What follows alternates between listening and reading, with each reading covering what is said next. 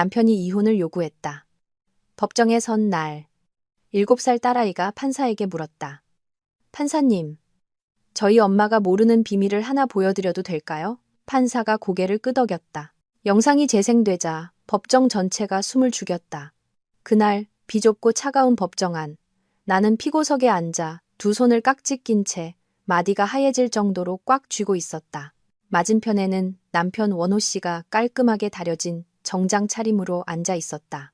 마치 이 모든 일과 상관없는 사람처럼 평온한 얼굴이었다. 그의 변호사는 쉴 새 없이 내 죄를 읊어댔다. 실패한 아내, 무능한 엄마, 남편에게 기생하는 여자. 이혼 소장에서 그는 모든 재산을 요구했고 아이의 양육권까지 가져가겠다고 했다. 나는 고개를 숙였다. 그 한마디 한마디가 마치 무딘 칼날이 되어 내 살을 천천히 베어내는 듯한 기분이었다. 판사가 판결봉을 막 내리치려던 순간 문 쪽에서 떨리는 아이의 목소리가 울려 퍼졌다. 판사님, 저희 엄마가 모르는 비밀을 하나 보여드려도 될까요? 법정 안에 모든 시선이 쏠렸다. 7살배기 내 딸, 민지가 낡은 태블릿 PC 하나를 꼭 껴안은 채 서 있었다. 액정 한쪽이 거미줄처럼 깨진 태블릿이었다. 아이는 까만 눈동자로 판사가 앉은 가장 높은 자리를 똑바로 올려다보고 있었다. 심장이 쿵 하고 내려앉았다. 나는 딸아이가 그렇게 용감한 모습을 보인 것을 처음 봤다. 그리고 바로 그 순간 나는 깨달았다. 어쩌면 내 인생은 그가 말하는 것처럼 실패한 것이 아닐지도 모른다고. 적어도 나는 옳고 그름을 분별할 줄 아는 아이를 키워냈다. 하지만 우리가 어쩌다 이 막다른 길까지 오게 되었는지 이야기하려면 모든 것이 평화로워 보였던 몇 달 전 어느 아침으로 거슬러 올라가야 한다. 서울 한복판. 내가 평생의 안식처가 될 것이라 믿었던 3층짜리 집에서의 아침이었다. 그날 아침도 여느 때와 다를 바 없었다.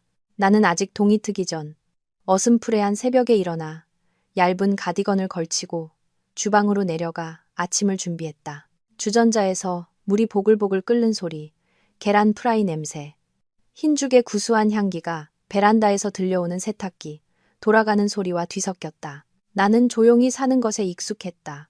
소리 없이 걷고 나지막이 말하며 내 집에서조차 그림자처럼 모든 것을 해냈다. 그저 쉬고 있는 그를 방해하지 않기 위해서였다. 커피가 왜 이 모양이야? 그가 기분이 좋지 않을 때마다 한 글자 한 글자 힘주어 내뱉던 말이었다. 7시가 채 되기 전 그의 발소리가 계단을 울리며 내려왔다. 그는 하얀 셔츠에 넥타이를 반듯하게 매고 머리는 단정하게 빗어 넘긴 채였다. 은은하게 풍겨오는 고급 향수 냄새. 식탁에 앉자마자 그는 미간을 찌푸렸다. 내가 타준 커피를 한 모금 마시더니 차갑게 말했다. 나는 깜짝 놀라 황급히 고개를 숙였다. 미안해요. 원두를 너무 많이 넣었나 봐요. 다시 타줄게요. 됐어. 그는 마치 내 존재까지 밀어내듯 커피잔을 멀찍이 밀어냈다. 아주 오래전부터 우리의 아침에는 대화가 없었다. 따뜻한 눈맞춤이나 미소도 사라진 지 오래였다. 신혼 시절 그가 바로 이 식탁에 앉아 내 손을 잡고 했던 말이 아직도 기억난다. 진미야, 당신은 집에서 쉬기만 해. 내가 벌어다 먹여 살릴게. 그때 나는 그 말을 행복의 약속이라 순진하게 믿었다. 나중에서야 깨달았다. 그것은 내 경력과 수입, 그리고 나 자신을 포기하라는 선고나 다름없었다는 것을. 민지는 아직 안 일어났어? 그는 여전히 스마트폰에서 눈을 떼지 않은 채 물었다. 일어났어요. 지금 씻고 있어요. 오늘 당신이 민지 등교 좀 시켜줄래요? 그는 마지못해 하고 대답했다. 잠시 후 민지가 책가방을 메고 양 갈래로 머리를 묶은 채 단정한 초등학교 교복 차림으로 계단을 뛰어내려왔다. 아이는 내 목을 끌어안고 제잘거렸다. 엄마, 다녀오겠습니다. 엄마, 오늘 미술 시간에 우리 집을 아주 예쁘게 그릴 거예요. 나는 미소를 지으며 아이의 부드러운 머리카락을 쓰다듬었다. 우리 집은 언제나 예쁘지. 우리 민지가 있으니까. 딸아이의 목소리를 듣고서야 남편은 고개를 들고 억지로 다정한 미소를 지어 보였다. 이리 와, 공주님. 얼른 먹고 아빠랑 학교 가자. 나는 곁에 서서 부녀의 모습을 바라보았다. 가슴 한편이 따뜻해지면서도 동시에 시큰거렸다. 그는 마치 아이가 있을 때만 다정해지는 사람 같았다. 그의 눈에 비친 나는 이미 오래전부터 집안의 의자나 식탁과 다를 바 없었다. 부녀가 떠나고 나자 넓은 집은 갑자기 낯설 만큼 텅 비게 느껴졌다. 나는 식탁을 치우고 설거지를 하고 세탁기에 빨래를 넣고 바닥을 닦고 화초에 물을 주었다. 기계처럼 모든 일을 해냈다. 아주 사소한 희망 하나를 품고서 집이 충분히 깨끗하고 밥이 충분히 맛있고 내가 충분히 착하고 조용하면 언젠가 그가 예전처럼 돌아와 주지 않을까 하는 희망이었다. 그날 점심 나는 차를 몰아 민지를 데리러 학교에 갔다. 차에 타자마자 아이는 신이 나서 떠들었다. 엄마, 오늘 제가 엄마를 반에서 제일 예쁘게 그려서 선생님한테 별 3개나 받았어요. 나는 웃음이 터졌다. 아이의 그림 속 반에서 제일 예쁜 엄마는 어떤 모습일까? 머리를 대충 틀어 올리고 손에서는 늘 주방 세제 냄새가 나는 여자. 옷은 언제나 헐렁한 실내복 차림인 나를 누가 예쁘다고 할까? 하지만 아이의 눈에는 엄마가 최고였다. 그 생각만으로도 목이 메어왔다. 집 대문에 도착해 열쇠를 찾고 있을 때 우체부 아저씨 한 분이 집 앞에 오토바이를 세우고 크게 외쳤다. 서진미 씨, 등기 우편입니다. 나는 의아했다. 최근에 무언가를 주문한 적도 없고 멀리 사는 친척이 편지를 보낼 리도 없었다. 두툼한 노란색 서류 봉투를 받아든 나는 순간적으로 오싹함을 느꼈다. 봉투 왼쪽 상단에는 서울 서초동에 위치한 한 법무법인의 이름이 인쇄되어 있었다. 잘못 온 걸 거야. 나는 스스로에게 중얼거리며 애써 밝게 웃으며 민지에게 말했다. 우리 딸, 방에 올라가서 옷 갈아입고 있어. 엄마가 국 데워서 따뜻하게 해놓을게. 민지가 통통거리며 2층으로 올라갔다. 나는 홀로 소파에 앉아 떨리는 손으로 봉투를 뜯었다. 안에서 흰 종이들이 스르륵 미끄러져 나왔다. 첫 줄에 굵게 인쇄된 몇 글자가 눈에 박혔다. 이혼 소송 소장. 나는 그대로 얼어붙었다. 시선은 그 아랫줄에 고정되었다. 원고, 박원호, 피고, 서진미. 온 세상이 기울어지는 듯했다. 길거리의 차 소리는 멀어지고 쿵쾅거리는 내 심장 소리만 귓가에 가득 찼다. 나는 한 줄 한 줄 읽어 내려갔다. 읽을수록 등골이 서늘해졌다. 소장에서 원호 씨는 내가 아내와 어머니로서의 본분을 다하지 않았고 지출 관리 능력이 부족하며 종종 정서적으로 불안정한 모습을 보여 자녀의 심리 발달에 악영향을 미칠 우려가 있다고 주장했다. 그의 변호사는 그가 아이의 양육권을 전부 갖고 현재 살고 있는 집과 예금 계좌의 모든 돈도 그의 명의로 할 것을 요구한다고 나열했다. 이유는 모든 재산이 남편의 수입으로 형성되었으며 아내는 경제적 기여를 한 바 없다는 것이었다. 나는 헛웃음을 터뜨렸다.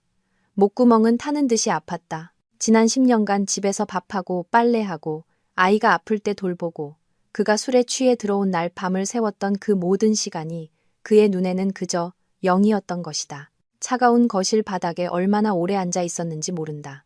이혼 소장은 내 주위에 흩어져 있었다. 현관문이 철컥 열리는 소리에 나는 깜짝 놀라 고개를 들었다. 원호 씨가 평소보다 일찍 돌아왔다. 그는 문 앞에 서서 내 발치에 떨어진 서류들을 보았지만 전혀 놀라지 않았다. 그의 눈빛은 잔인할 정도로 평온했다.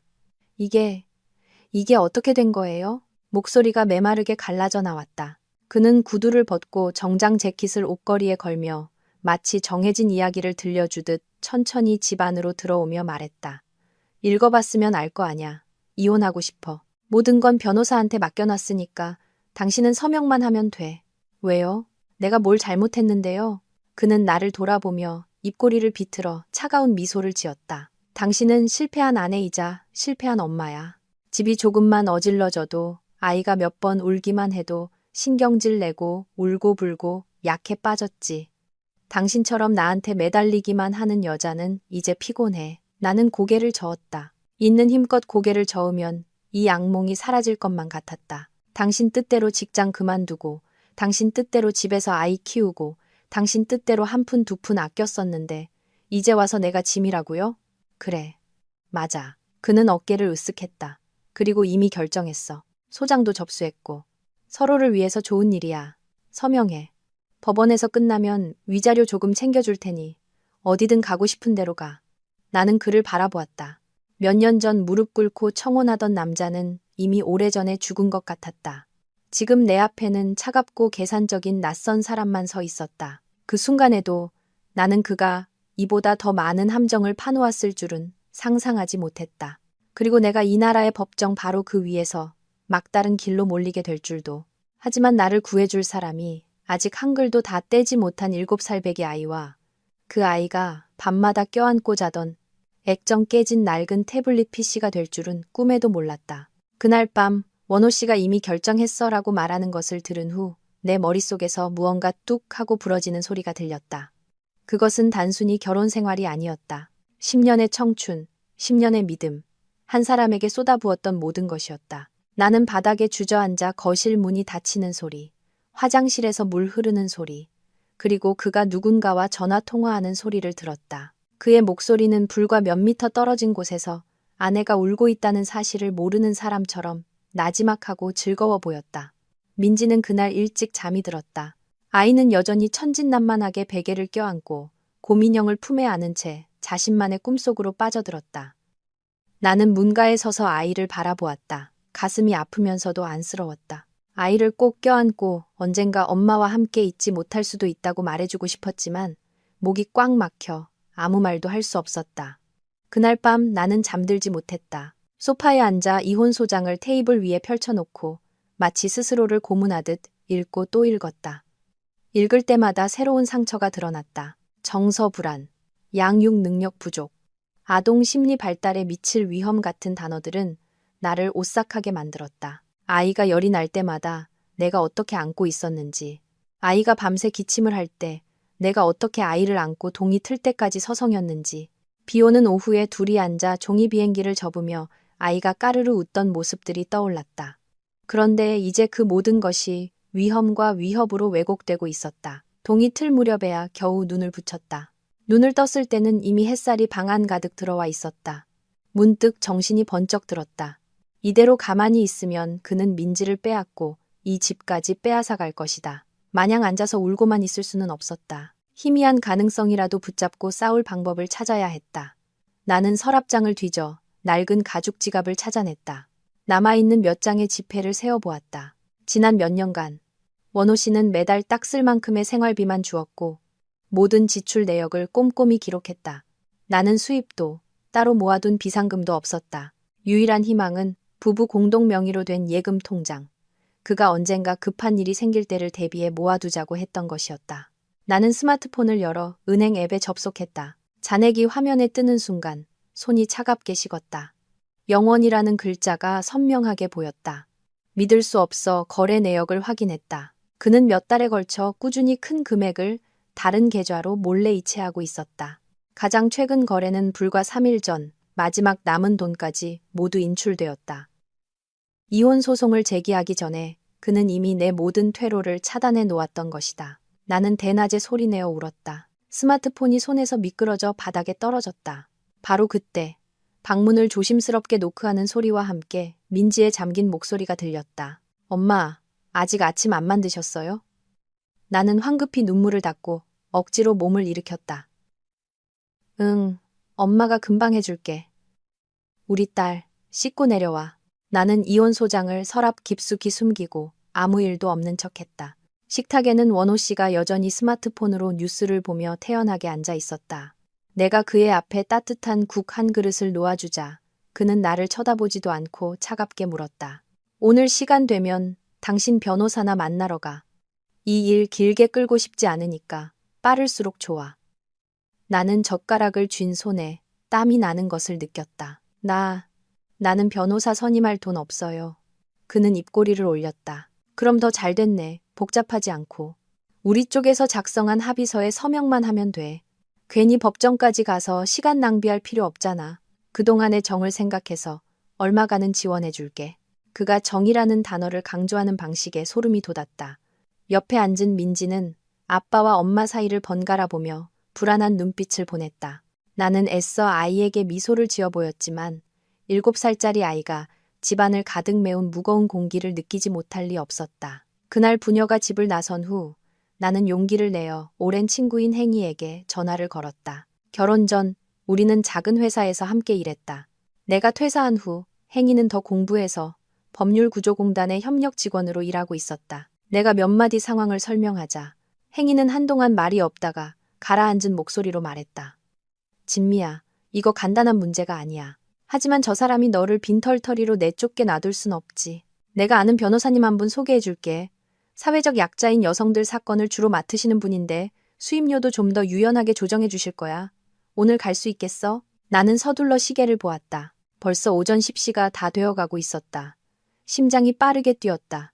응, 갈게. 행이가 소개해준 변호사 사무실은 낡은 상가 건물에 있었다.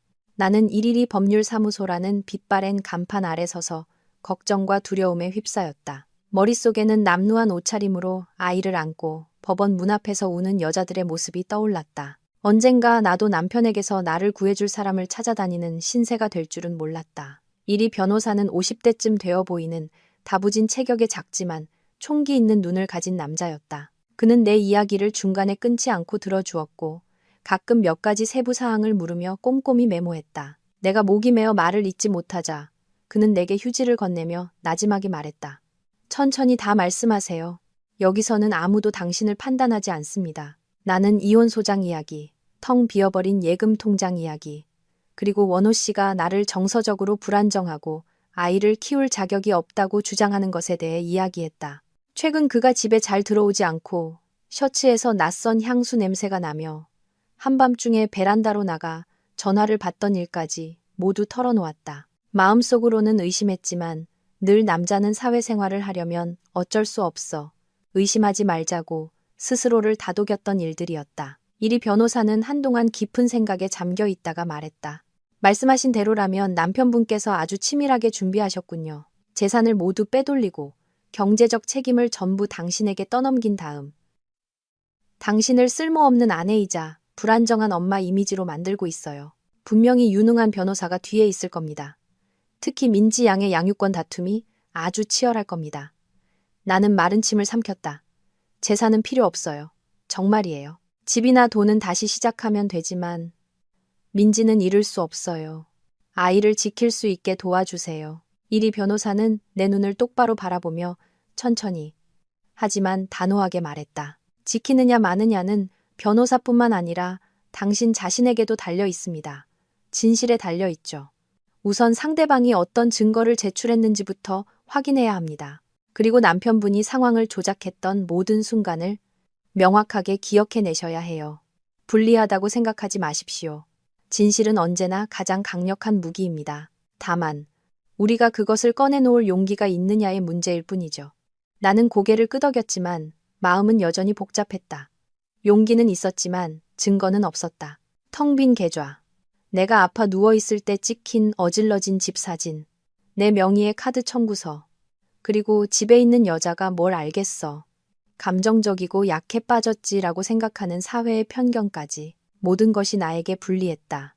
그날 저녁 집에 돌아왔을 때 거실의 광경은 내 심장을 내려앉게 했다. 원호 씨가 집 중앙에 앉아 있었고 그의 손에는 번쩍이는 새 태블릿 PC가 들려 있었다. 민지는 아빠 옆에 앉아 눈을 반짝이고 있었다. 아빠, 고맙습니다.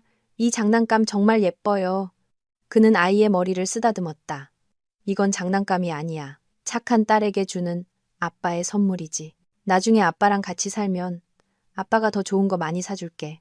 게임도 몇 개 깔아놨고 영어 공부 프로그램도 있어. 나는 문가에 서서 등골이 오싹해지는 것을 느꼈다. 나중에 아빠랑 같이 살면이라는 말은 내 귀에 위협처럼 들렸다. 그는 나를 보며 입꼬리를 살짝 올렸다.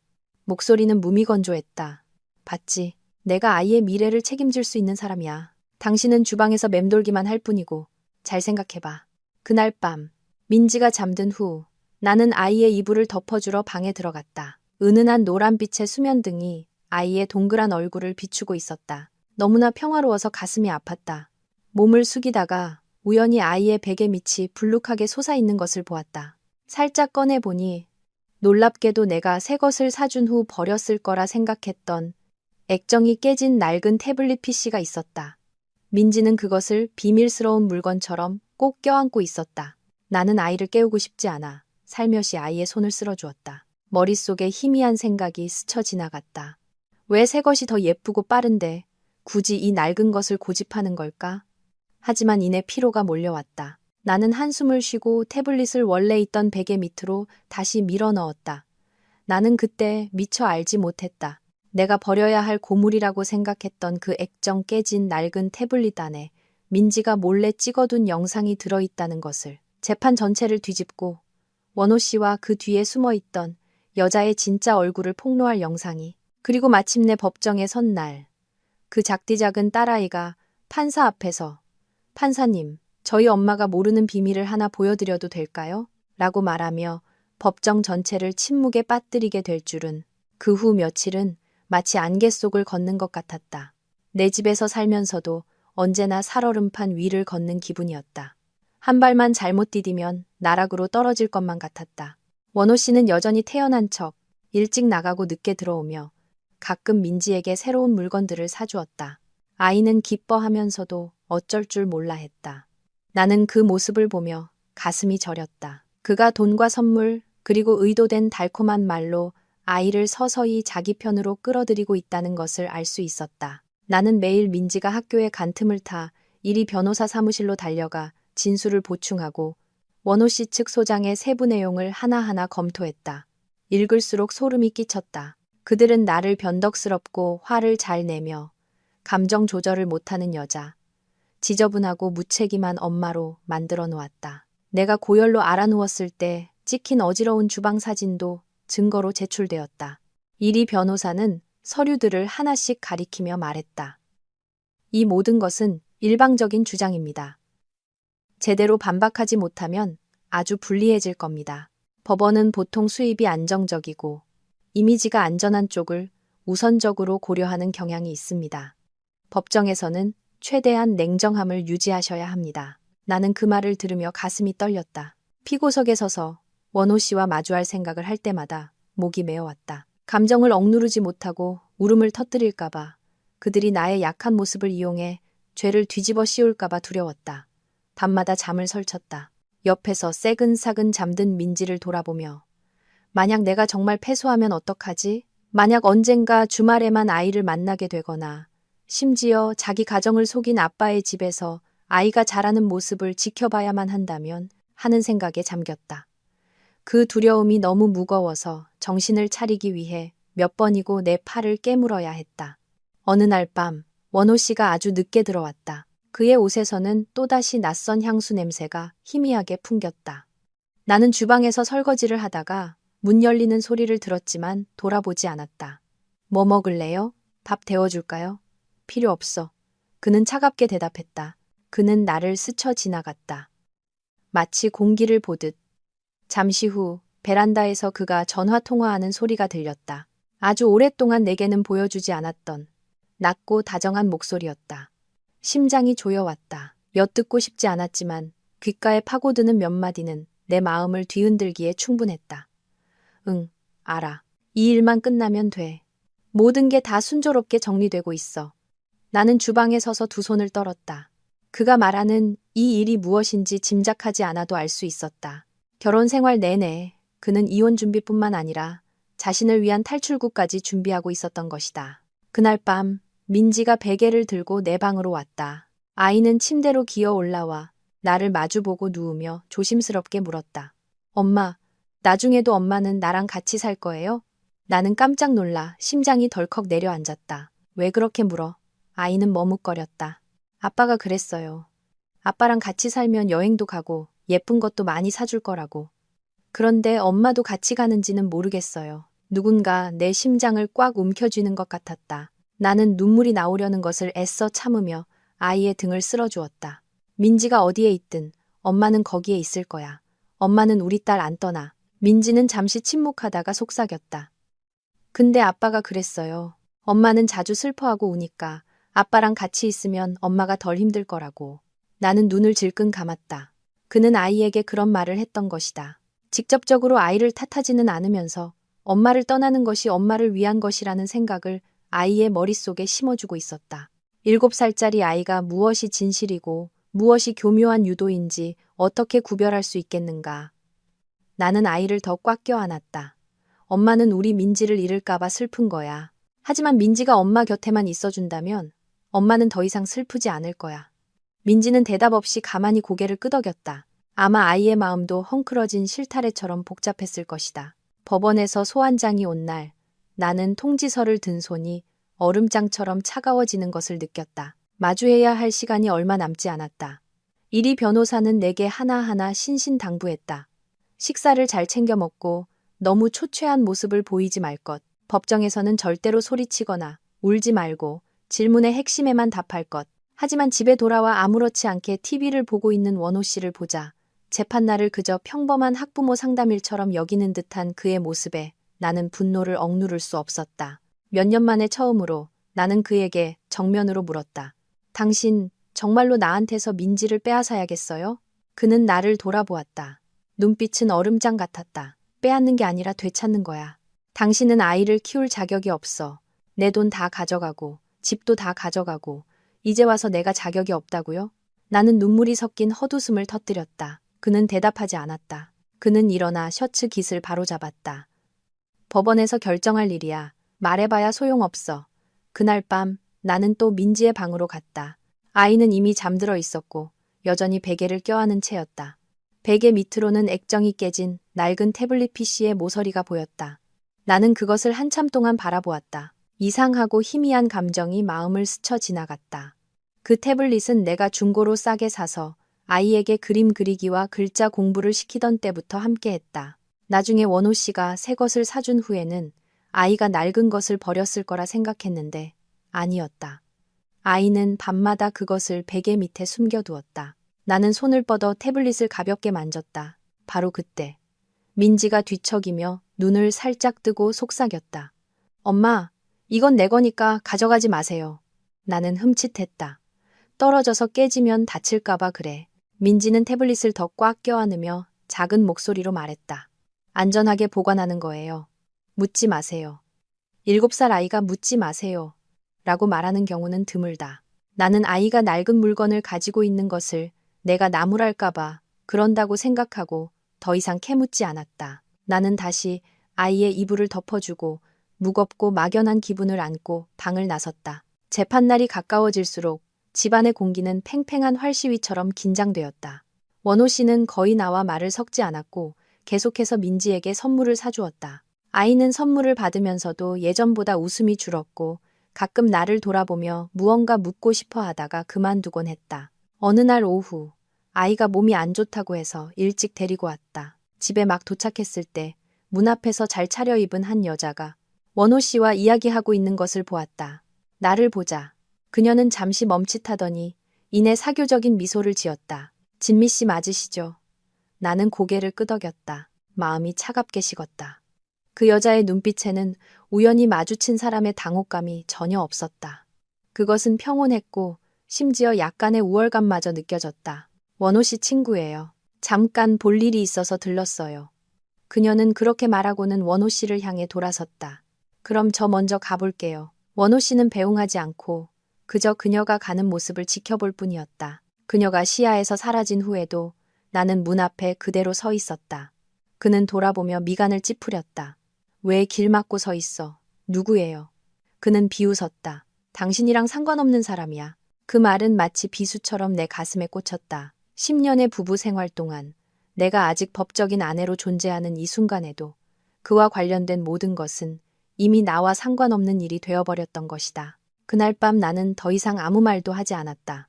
그저 조용히 민지의 방을 정리하고 혹시 법원에 가야 할 경우를 대비해 아이의 옷을 미리 준비했다. 옷을 개고 있을 때 우연히 아이의 책상 서랍이 살짝 열려 있는 것을 보았다. 서랍 안에는 그림 공책과 함께 그 낡은 태블릿 PC가 보였다. 나도 모르게 그것을 집어들었다. 화면은 거미줄처럼 금이가 있었지만 전원은 여전히 켜졌다. 화면에는 아이들이 좋아할 만한 알록달록한 아이콘들이 있었다. 다시 내려놓으려던 순간 이름 없이 작은 점 하나로만 표시된 이상한 폴더 하나가 눈에 들어왔다. 나는 잠시 망설였다. 심장이 이상할 정도로 빠르게 뛰었다. 그리고 그것을 눌렀다. 안에는 짧은 영상 클립 하나가 있었다. 날짜는 거의 2달 전으로 기록되어 있었다.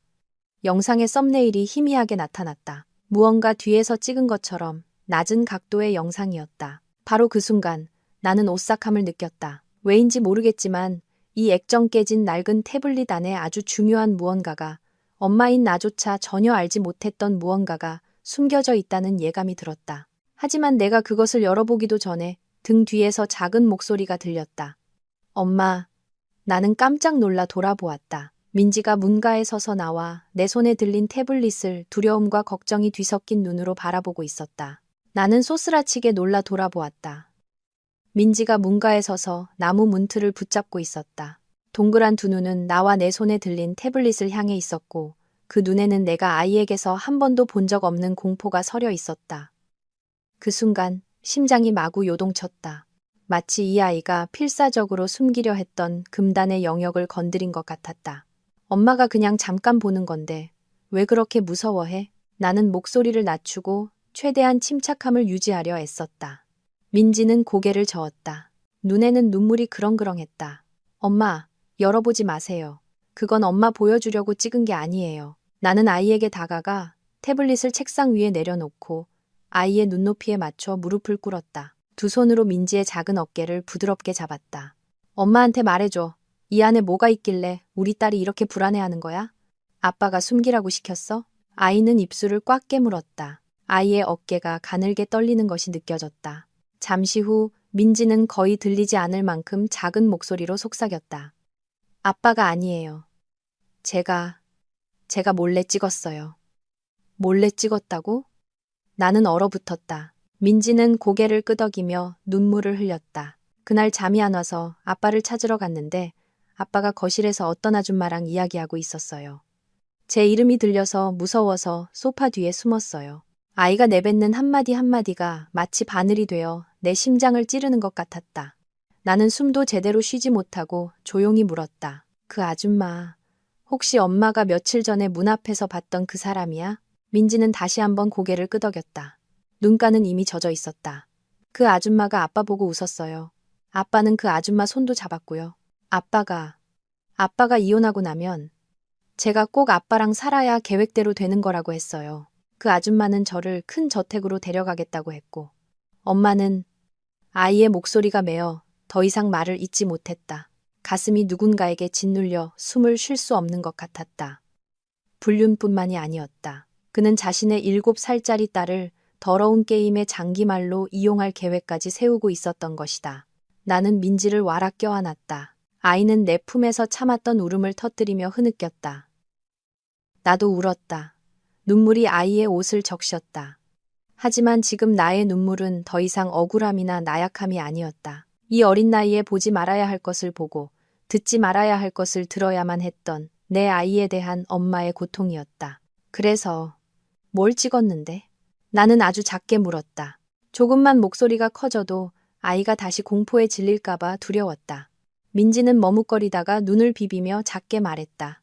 아빠가 그 아줌마한테 법원에 가서 엄마가 저를 자주 때리고 소리치고 정상이 아니라고 말할 거라고 했어요.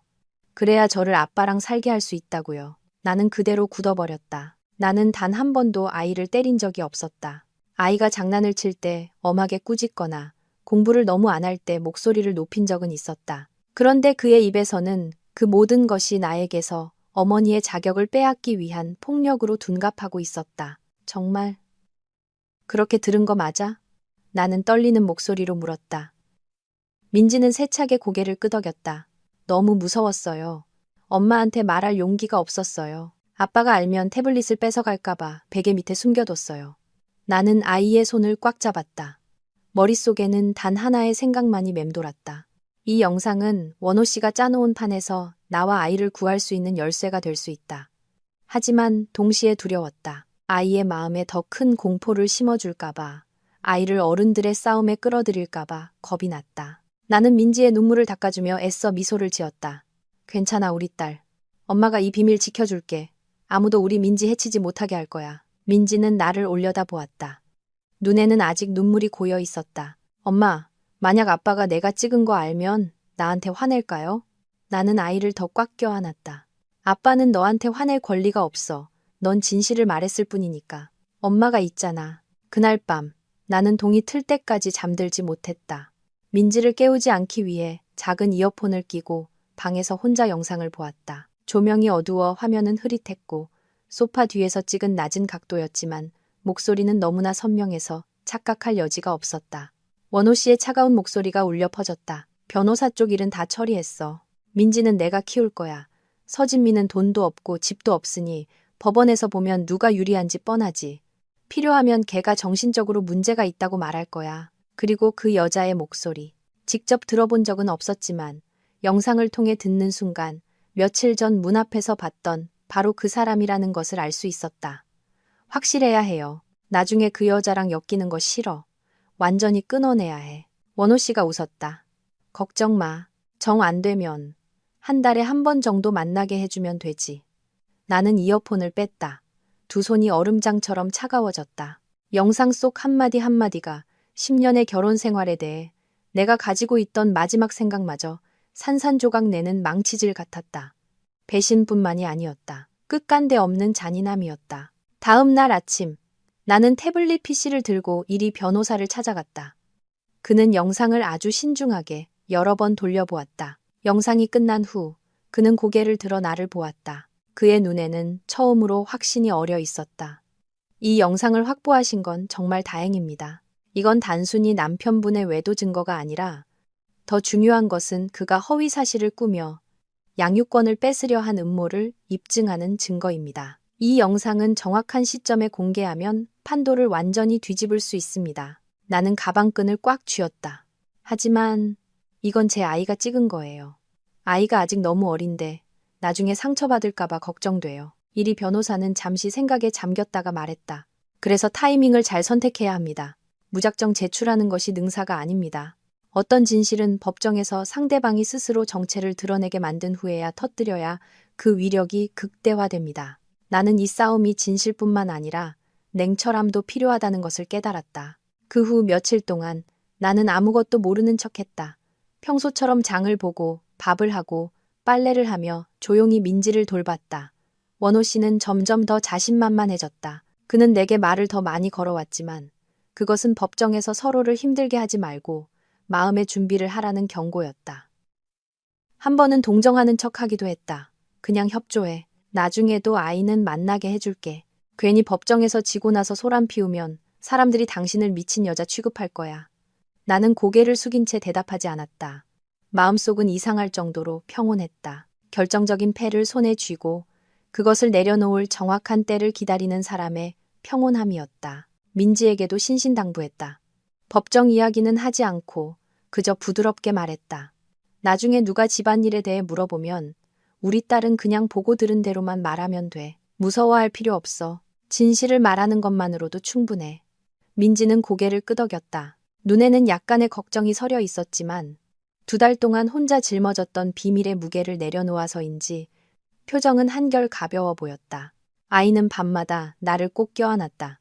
마치 눈을 감으면 내가 사라져버릴까봐 두려워하는 것 같았다. 재판 날이 하루하루 다가왔다. 재판 전날 밤, 원호 씨는 집에 들어오지 않았다. 나는 묻지 않았다. 그저 조용히 민지의 옷을 챙기고 가장 단정하고 깨끗한 원피스를 골라주었다. 아이에게 일찍 자라고 말했지만 한밤중에도 아이가 어둠 속에서 나를 바라보고 있는 것을 느낄 수 있었다. 엄마, 내일 사람 많아요? 조금 많을 거야. 하지만 엄마 곁에만 있으면 돼. 만약 아빠가 엄마 나쁘게 말하면 저도 말해도 돼요? 나는 잠시 멈칫했다가 조용히 대답했다. 그게 진실이라면 넌 말할 권리가 있어. 민지는 침묵했다. 잠시 후 아이는 작은 목소리로 말했다. 엄마, 무서워하지 마세요. 제가 아빠한테서 엄마를 뺏기게 두지 않을 거예요. 그 어린아이의 말에 심장이 꽉 조여왔다. 나는 아이를 품에 안았다. 작은 머리카락 위로 소리 없이 눈물이 흘렀다. 내일은 내 인생이 다른 길로 접어드는 날이 될지도 모른다. 그리고 내가 가장 약하다고 생각했던 바로 그 아이가 나에게 가장 큰 버팀목이 되어주고 있었다. 다음 날 아침, 나는 아직 동이 트기도 전에 잠에서 깼다. 집 안은 고요했고 시계 초침 소리만 규칙적으로 들려왔다. 민지는 아직 깊이 잠들어 있었고 작은 얼굴은 베개에 파묻혀 있었다. 나는 조용히 일어나 한참 동안 침대 옆에 서서 아이를 바라보았다. 이 시간 동안 처음으로 막연한 두려움이 아닌 구체적인 걱정이 밀려왔다. 오늘 단 한 번의 실수로 나는 아이를 영원히 잃을 수도 있었다. 주방으로 내려가 우리 모녀를 위해 간단하게 라면을 끓였다. 민지가 잠에서 깨자 어젯밤 미리 준비해둔 단정한 원피스를 입히고 머리를 깔끔하게 묶어주었다. 아이는 거울 속 자신을 보더니 나를 돌아보며 작은 미소를 지어 보였다. 엄마, 저 오늘 착하게 있을게요. 나는 고개를 끄덕였다. 목이 메어왔다. 언제는 착하지 않은 적이 있었니? 원호 씨는 어젯밤 집에 들어오지 않았고 아침 8시가 다 되어서야 나타났다. 단정한 정장의 구두는 반짝였고 얼굴은 마치 아무 일도 없었던 것처럼 평온했다. 그는 나와 민지를 무심하게 쳐다보며 말했다. 가자. 재판 늦겠다. 나는 대답하지 않고 민지의 손을 잡고 그를 따라 나섰다. 평생의 안식처라고 생각했던 그 집을 차는 침묵 속에서 굴러갔다. 익숙한 길이 낯설게만 느껴졌다. 민지는 뒷좌석에 앉아 작은 두 손을 꽉 쥐고 있었다. 내가 돌아보자. 아이는 애써 숨기려던 불안한 눈빛과 마주쳤다. 나는 뒤로 손을 뻗었고 아이는 내 손을 꼭 잡았다. 법원 앞은 사람들로 붐볐고 바깥의 시끄러운 거리와는 다른 엄숙한 분위기가 감돌았다. 원호 씨는 마치 이곳이 자신의 영역인 양빠른 걸음으로 정문을 향해 걸어갔다. 나는 민지를 데리고 그 뒤를 따랐다. 계단 앞에서 이리 변호사님을 보았다. 그는 내게 조용히 고개를 끄덕여 보였다.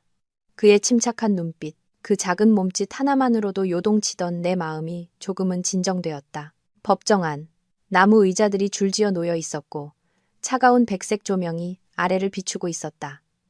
나는 피고석에, 민지는 내 옆에 앉았다. 아이의 두 발은 바닥에 닿지 않아 습관처럼 가볍게 흔들리고 있었다. 원호 씨는 맞은편에 그의 변호사와 나란히 앉아 있었다. 그를 보고서야 깨달았다. 그는 결코 혼자가 아니었다. 며칠 전 그 여자도 뒷좌석에 앉아 있었다. 정성 들여 화장을 한 채 날카로운 눈빛으로 나를 쏘아보고 있었다. 판사가 들어서자 모두가 일어섰다. 가슴속에서 심장이 세차게 울리는 것이 느껴졌다. 재판이 시작되었다. 원고 측 변호사는 마치 외워온 대본을 읽듯 유창하게 변론을 시작했다. 그들은 길어진 갈등, 아내의 정신적 불안정, 아이에게 보장되지 않는 생활 환경에 대해 이야기했다. 그들은 어질러진 주방 사진, 내가 한밤중에 친구에게 전화해 울었던 통화 녹취, 내 명의로 된 쇼핑 영수증들을 증거로 제시했다. 증거 하나하나마다 결론을 덧붙였다. 나는 분별력이 없고 아이를 양육할 능력이 부족한 사람이라는 결론을.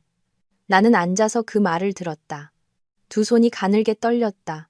반박하고 싶었다. 벌떡 일어나 어지러운 주방 하나가 한 사람의 인생을 정의할 수 없다고.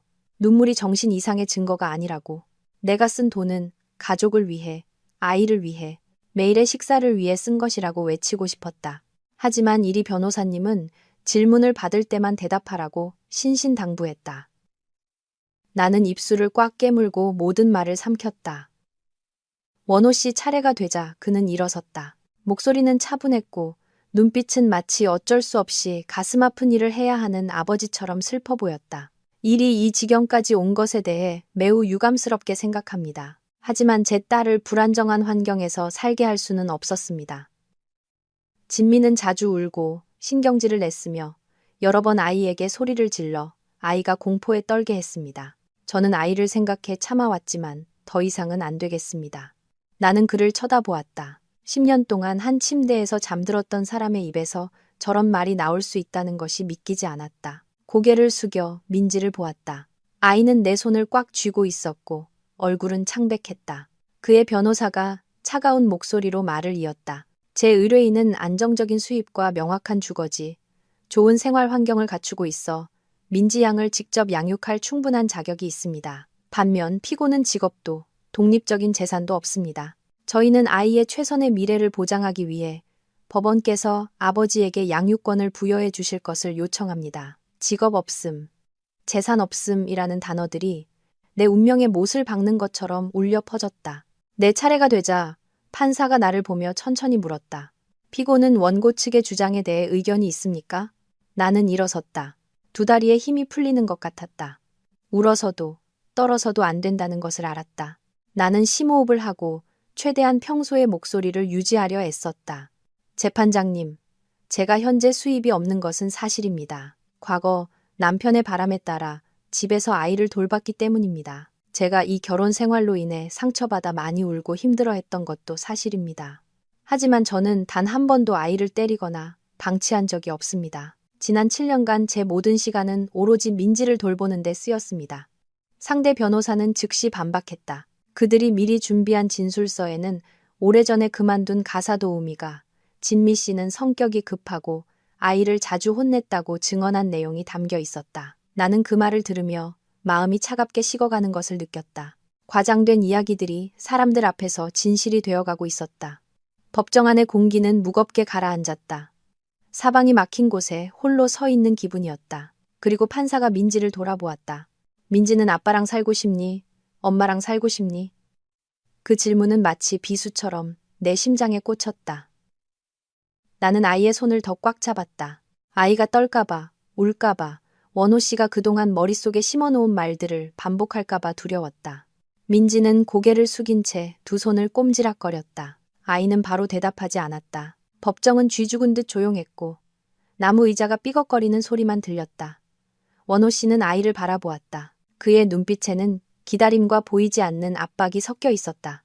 잠시 후 민지가 조용히 고개를 들었다. 목소리가 떨렸다. 저는 엄마랑 살고 싶어요. 나는 그 말을 듣고 울음을 터뜨릴 뻔했다. 하지만 곧바로 원호 씨의 변호사가 일어섰다. 재판장님, 7살 아이는 일시적인 감정에 쉽게 좌우됩니다. 아이의 주관적인 희망에만 의존하기보다는 현실적인 조건을 고려해 주실 것을 요청합니다. 원호 씨도 이상할 정도로 부드러운 목소리로 말했다. 민지야, 다시 생각해봐. 아빠랑 있으면 더 좋은 환경에서 공부할 수 있고 더 큰 집, 너만의 방, 장난감도 많이 가질 수 있어. 엄마랑 있으면 힘들 거야. 민지는 그를 바라보았다. 눈에는 눈물이 그렁그렁했다. 아이의 입술이 무언가 말하려는 듯 달싹이다가 멈췄다. 나는 아이의 마음속에서 벌어지는 갈등을 선명하게 느낄 수 있었다. 판사는 조용히 고개를 끄덕이며 무언가를 기록했다. 재판을 15분간 휴정하겠습니다. 나는 이리 변호사님에게 이끌려 한쪽 구석으로 갔다. 그는 다급하지만 여전히 침착함을 잃지 않는 목소리로 작게 말했다. 상대방이 아주 철저하게 준비했습니다. 민지 양의 증언과 희망에만 의존해서는 상황이 여전히 매우 불리합니다. 최악의 상황에 대비해야 합니다. 나는 그를 바라보았다. 심장이 조여왔다. 그 말은 내가 아이를 잃을 수도 있다는 뜻인가? 변호사님은 직접적으로 대답하지 않았지만 그의 눈빛은 그럴 가능성이 있다는 것을 말해주고 있었다. 민지는 내 곁에 바싹 붙어 조용히 내 팔을 감쌌다. 내가 아이를 내려다보자 아이는 눈물을 삼키려는 듯 입술을 꽉 깨물고 있었다. 바로 그때 민지가 내 손을 살짝 끌어당기며 나만 들릴 만큼 아주 작게 속삭였다. 엄마, 저 비밀이 하나 있어요. 판사님한테 말하고 싶어요. 심장이 쿵 하고 뛰었다. 나는 아이의 눈을 깊이 들여다보았다. 그 어린 눈빛 속에는 두려움뿐만 아니라 가슴 아플 정도로 작은 결심이 담겨 있었다. 저 말해도 돼요? 민지가 떨리는 목소리로 다시 물었다. 나는 목이 메어 조용히 고개를 끄덕이며 아이의 머리를 쓸어주었다. 그게 진실이라면 넌 말할 권리가 있어. 바로 그 순간 나는 알았다. 우리의 마지막 문이 이 7살짜리 아이의 손에 의해 열리게 될 것이라는 것을. 휴정을 알리는 벨이 울리자 법정 안의 모든 사람들이 다시 자리에 앉았다. 나는 민지를 데리고 피고석으로 돌아갔다. 아이의 손바닥은 차갑게 식어 있었다. 나는 몸을 숙여 아이의 귀에 대고 속삭였다. 우리 딸은 보고 들은 대로만 말하면 돼. 아무도 너를 탓할 권리는 없어. 민지는 아주 가볍게 고개를 끄덕였다. 아이의 눈빛은 두려우면서도 단호했다. 마치 어린 나이에도 불구하고 스스로의 길을 선택한 사람처럼. 판사가 자리에 앉아 서류를 한번 훑어본 후 엄숙한 목소리로 말했다. 재판을 속개합니다. 최종 변론에 앞서 법원은 원민지 양의 의견을 추가로 듣고자 합니다. 법정 전체가 숨을 죽였다. 내 심장이 가슴속에서 세차게 울리는 것이 느껴졌다. 원호 씨는 몸을 완전히 돌려 아이를 바라보았다. 그의 눈에는 이전에는 없었던 긴장감이 스쳐 지나갔다. 민지가 일어섰다. 넓은 법정 안에 아이는 작디 작았다. 아이는 원피스 자락을 꽉 쥐고 있었고 어깨는 가늘게 떨리고 있었다. 1초, 2초. 그리고 아이는 고개를 들어 판사를 올려다보았다. 목소리는 떨렸지만 분명했다. 판사님, 저희 엄마가 모르는 비밀을 하나 보여드려도 될까요? 법정 안에서 작게 웅성거리는 소리가 일었다. 나는 어지러웠다. 심장이 순식간에 나락으로 떨어지는 것 같았다. 나는 아이를 돌아보며 막으려 했지만 아이의 눈빛을 보고 멈칫했다. 그것은 어린아이의 충동적인 눈빛이 아니었다. 너무 오랫동안 혼자서 감내해온 아이의 눈빛이었다. 판사는 잠시 놀란 듯하다가 천천히 고개를 끄덕였다. 말해보렴. 민지는 용기를 얻으려는 듯 나를 한번 빠르게 쳐다보았다. 그리고 아이는 옆으로 메고 있던 작은 가방에 손을 넣어 액정이 깨진 낡은 태블릿 PC를 꺼냈다. 법정 곳곳에서 사람들이 숨을 들이마시는 소리가 들렸다. 원호 씨가 벌떡 일어섰다. 재판장님, 이에 있습니다. 아이의 증언은 증거 능력이 없습니다. 판사는 손을 들어 그를 제지했다. 조용히 하시오. 법원이 판단할 것입니다. 계속하렴. 민지는 작은 걸음으로 앞으로 나아갔다. 이리 변호사님도 일어나 아이에게 다가가 태블릿을 받아 법정의 영상 시스템에 연결했다. 나는 그 자리에 앉아 두 손을 꽉 쥐었다. 손톱이 살갗을 파고들어 아팠지만 아무것도 느껴지지 않았다. 위쪽에 큰 화면이 켜졌다. 영상 속 장면은 조명이 어두워 희미했고 가볍게 노이즈가 끼어 있었다. 거실 한 구석, 소파 높이의 낮은 각도였다. 그리고 원호 씨의 목소리가 차갑고 선명하게 울려 퍼졌다. 변호사 쪽 일은 다 처리했어. 민지는 내가 키울 거야. 서진미는 돈도 없고 집도 없으니 법원에서 보면 누가 유리한지 뻔하지. 필요하면 걔가 정신적으로 문제가 있다고 말할 거야. 법정 안으로 차가운 침묵이 번져나갔다. 나는 내 가쁜 숨소리마저 똑똑히 들을 수 있었다. 이어서 그 여자의 날카로운 목소리가 들렸다. 확실해야 해요. 나중에 그 여자랑 엮이는 거 싫어. 완전히 끊어내야 해. 잠시 후 원호 씨의 목소리가 작은 웃음소리와 함께 들렸다. 걱정 마. 정안되면 한 달에 한 번 정도 만나게 해주면 되지.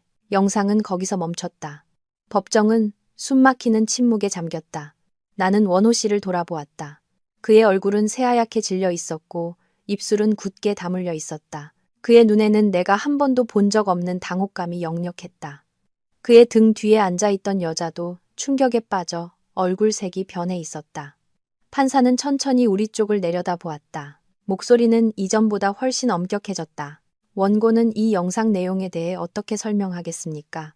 원호 씨가 일어섰다. 테이블 위에 얹힌 손이 가늘게 떨리고 있었다. 그는 애써 평정을 되찾으려 하며 말했다. 재판장님, 이것은 사적인 대화를 편집한 것에 불과하며 법적 효력이 없습니다. 이리 변호사님이 즉시 단호한 목소리로 반박했다. 재판장님, 해당 영상에는 날짜와 시간이 명확히 기록되어 있으며 편집의 흔적이 없습니다. 내용은 피고의 정신 상태에 대한 허위 사실을 꾸며 양육권을 빼앗으려는 의도를 명백히 보여주며 동시에 원고의 외도 관계에 대한 증거이기도 합니다. 판사는 기술 담당 부서에 영상의 진위 여부를 신속히 확인하라고 지시했다. 기다리는 동안 법정은 여전히 팽팽한 긴장감에 휩싸여 있었다. 민지는 자리로 돌아와 조용히 내 손을 꼭 잡았다. 나는 몸을 숙여 아이의 귓가에 속삭였다. 우리 딸, 정말 잘했어. 민지는 아무 말 없이 고개를 살짝 저었다. 칭찬을 바라는 것이 아니라 이 모든 일이 빨리 끝나기를 바라는 것 같았다. 몇 분 후 검증 결과가 제출되었다. 판사는 고개를 끄덕였다. 그의 눈빛은 원호 씨를 향할 때 날카로워졌다. 영상은 조작되지 않은 것으로 확인되었으며 내용은 양육권 분쟁에서 기만적인 의도를 명백히 보여주고 있습니다. 원호 씨는 테이블을 내려다보며 더 이상 아무 말도 하지 못했다.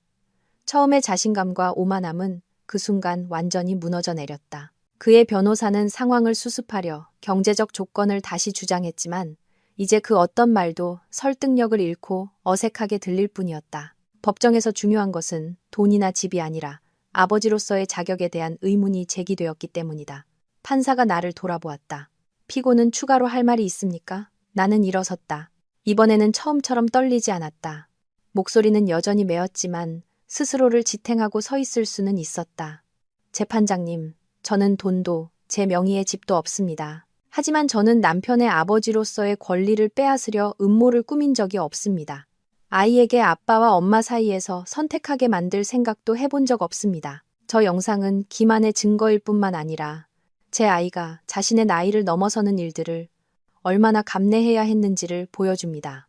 나는 민지를 돌아보았다. 아이는 고개를 숙이고 있었고 작은 어깨가 가늘게 떨리고 있었다. 눈물이 쏟아졌지만 나는 울음을 터뜨리지 않기 위해 입술을 꽉 깨물었다. 저는 법원에 단 한 가지만을 간청합니다. 숫자와 서류보다 아이의 진정한 이익을 최우선으로 고려해 주십시오. 판사는 한동안 침묵하다가 합의를 위해 재판을 잠시 중단한다고 선언했다. 사람들이 법정을 빠져나갈 때 나는 거의 의자에 주저앉을 뻔했다. 민지가 나를 와락 껴안고 내 가슴에 얼굴을 묻고 흐느꼈다. 나도 아이를 안고 참았던 눈물을 쏟아냈다. 몇 달 동안 억눌러왔던 감정이 그제야 터져나왔다. 이리 변호사님이 다가와 내 어깨에 가만히 손을 얹었다. 안심하십시오. 이제 승기는 우리 쪽으로 기울었습니다. 나는 완전히 믿을 수는 없었지만 마음속에 희미한 희망의 빛이 보이기 시작했다. 나를 위해서가 아니라 민지를 위해서. 복도 한쪽 구석에서 원호 씨가 벽에 기댄 채 잿빛 얼굴로 서 있었다. 그 여자도 더 이상 그의 곁에 없었다. 나는 그를 다시 한번 쳐다보았다. 한때 내 세상의 전부였던 남자는 이제 차가운 복도 조명 아래 초라한 뒷모습으로 서 있을 뿐이었다. 며칠 만에 처음으로 나는 그가 더 이상 두렵지 않았다. 그저 부서진 오랜 꿈을 보는 듯한 조용한 슬픔만이 남았다. 나는 몸을 숙여 민지의 머리를 쓸어주었다. 힘들지? 민지는 고개를 저었다. 눈은 아직 붉었지만 표정은 한결 가벼워 보였다. 이제 안 무서워요. 나는 그 말을 듣고 가슴이 아팠지만 동시에 조금은 따뜻해졌다. 결과가 어떻든 이 아이는 단 하루 만에 훨씬 더 성장했다. 재판은 계속될 것이다. 최종 판결은 아직 나오지 않았지만 나는 예감했다. 영상이 재생된 그 순간부터 나와 민지의 운명은 다른 방향으로 나아가기 시작했다는 것을. 회의실 문이 닫히고 나와 민지는 복도 밖의 따가운 시선과 판결 섞인 수군거림으로부터 분리되었다. 나는 아이를 안고 벽에 기댄 차가운 나무 의자에 앉았다. 얇은 옷을 뚫고 전해지는 벽의 냉기가 마음속에 한기만은 못했다. 민지는 내 품에 파고들어 두 팔로 내 허리를 꼭 감쌌다. 마치 조금이라도 힘을 풀면 방금 생긴 희망이 곧바로 사라져버릴까봐 두려워하는 것 같았다. 나는 아이의 머리카락을 쓸어주었다. 땀으로 살짝 젖어 헝클어진 부드러운 머리카락. 나는 바람 소리에도 흩어질까 조심스러운 목소리로 속삭였다. 무서워하지 마. 엄마가 여기 있잖아. 민지는 말없이 고개를 끄덕였다. 아이의 심장이 내 심장과 똑같이 세차게 뛰는 것이 느껴졌다. 이리 변호사님은 우리에게서 몇 걸음 떨어진 기둥에 기댄 채 깊은 생각에 잠겨 있었다. 한참 후에야 그가 조용히 입을 열었다. 진미 씨, 민지 양의 영상이 결정적인 전환점이 되었지만 원호 씨 측에서 분명히 상황을 뒤집으려 할 테니 끝까지 긴장을 늦추면 안 됩니다. 나는 고개를 끄덕였다. 여기까지 왔는데 작은 희망에 기대서 안일해질 수는 없죠. 복도 저편, 원호 씨는 여전히 그 자리에 서 있었다. 익숙했던 오만한 모습은 온데간데 없고 어깨는 축 처져 있었으며 시선은 모든 것을 피하고 있었다. 아까 함께 있던 여자는 어느새 사라지고 없었다. 마치 온 세상이 등 돌린 것처럼 긴 복도에 그 혼자 서 있었다. 나는 더 이상 그를 미워할 힘도 남아있지 않았다. 지금 느끼는 것은 오직 차가운 공허함 뿐이었다. 지난 몇 달간의 원망이 오늘 아침의 재판에서 모두 소진된 것 같았다. 법원 서기의 구두 소리가 복도 끝에서 규칙적으로 울려 퍼졌다. 그녀는 우리 앞에 멈춰서서 양측 모두 법정으로 돌아오라고 말했다. 판사들의 합의가 끝났다고 했다. 심장이 조여왔고 민지는 내 손을 더 꽉 잡았다. 나는 일어나 아이의 손을 잡고 우리 모녀의 너무 많은 눈물이 스며든 그 방으로 다시 발걸음을 옮겼다. 법정 안의 공기는 이전보다 더 무거웠다. 판사가 들어서자 모두가 침묵했다. 그는 우리를 한번 훑어보았고 시선이 민지에게서 잠시 머물렀다가 이내 천천히 입을 열었다. 새롭게 제출된 모든 증거, 특히 원민지 양이 제공한 영상을 검토한 결과 재판부는 몇 가지 중요한 사실을 추가로 확인할 필요가 있다고 판단했습니다. 나는 숨을 죽였다. 원호 씨는 몸을 고추 세웠고 긴장감이 얼굴에 역력했다. 판사가 말을 이었다. 우선 재판부는 박원호 씨의 행위가 소송 과정에서 기만적인 의도를 가지고 있었으며 피고에게 불리한 증거를 의도적으로 조작하여 양육권을 빼앗으려 한 정황이 있다고 판단합니다. 판사의 한마디 한마디가 마치 망치처럼 법정을 내리쳤다. 원호 씨가 숨을 깊게 들이마시는 소리가 들렸지만 그는 침묵했다. 따라서 재판부는 박원호 씨의 일방적인 양육권 청구 심사를 잠정적으로 중단하며 동시에 일부 법률 위반 소지가 있는 행위에 대해 관련 서류를 수사기관으로 이송하여 조사를 의뢰하기로 결정합니다. 나는 어지러웠다. 나도 모르게 민지의 손을 꽉 잡았다. 아이는 나를 올려다보며 눈으로 묻고 있었다.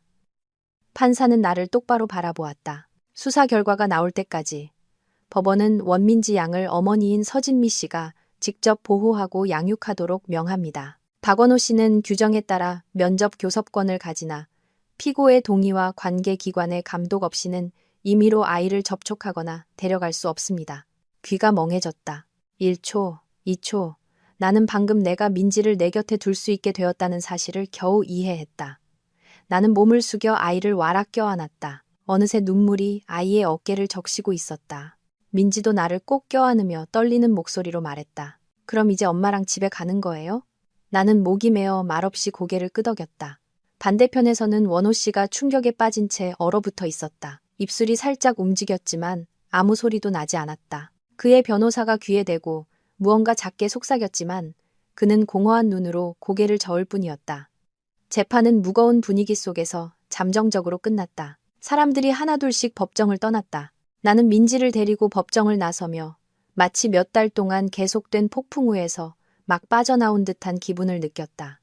밖은 이미 해가 기울고 있었다. 늦은 오후의 햇살이 법원 앞 나무들 사이로 비스듬히 떨어져 바닥에 길고 옅은 빗줄기를 만들고 있었다.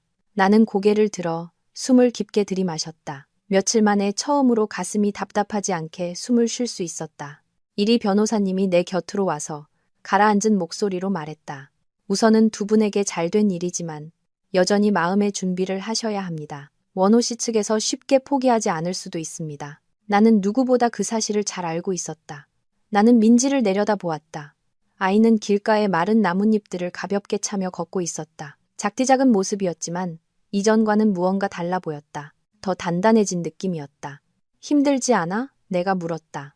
민지는 고개를 젓고는 나를 보며 아주 희미하게 웃었다. 그냥 집에 가고 싶어요. 응, 집에 가자. 하지만 이제 내게 집은 더 이상 원호 씨가 있던 그 집이 아니었다. 우리 모녀가 서로에게 기댈 수 있는 작은 공간. 민지가 무서운 말에 놀라지 않고 깊이 잠들 수 있는 평화로운 곳. 그곳이 우리의 집이었다. 돌아오는 길에 휴대폰이 울렸다. 낯선 번호로 온 문자 메시지였다.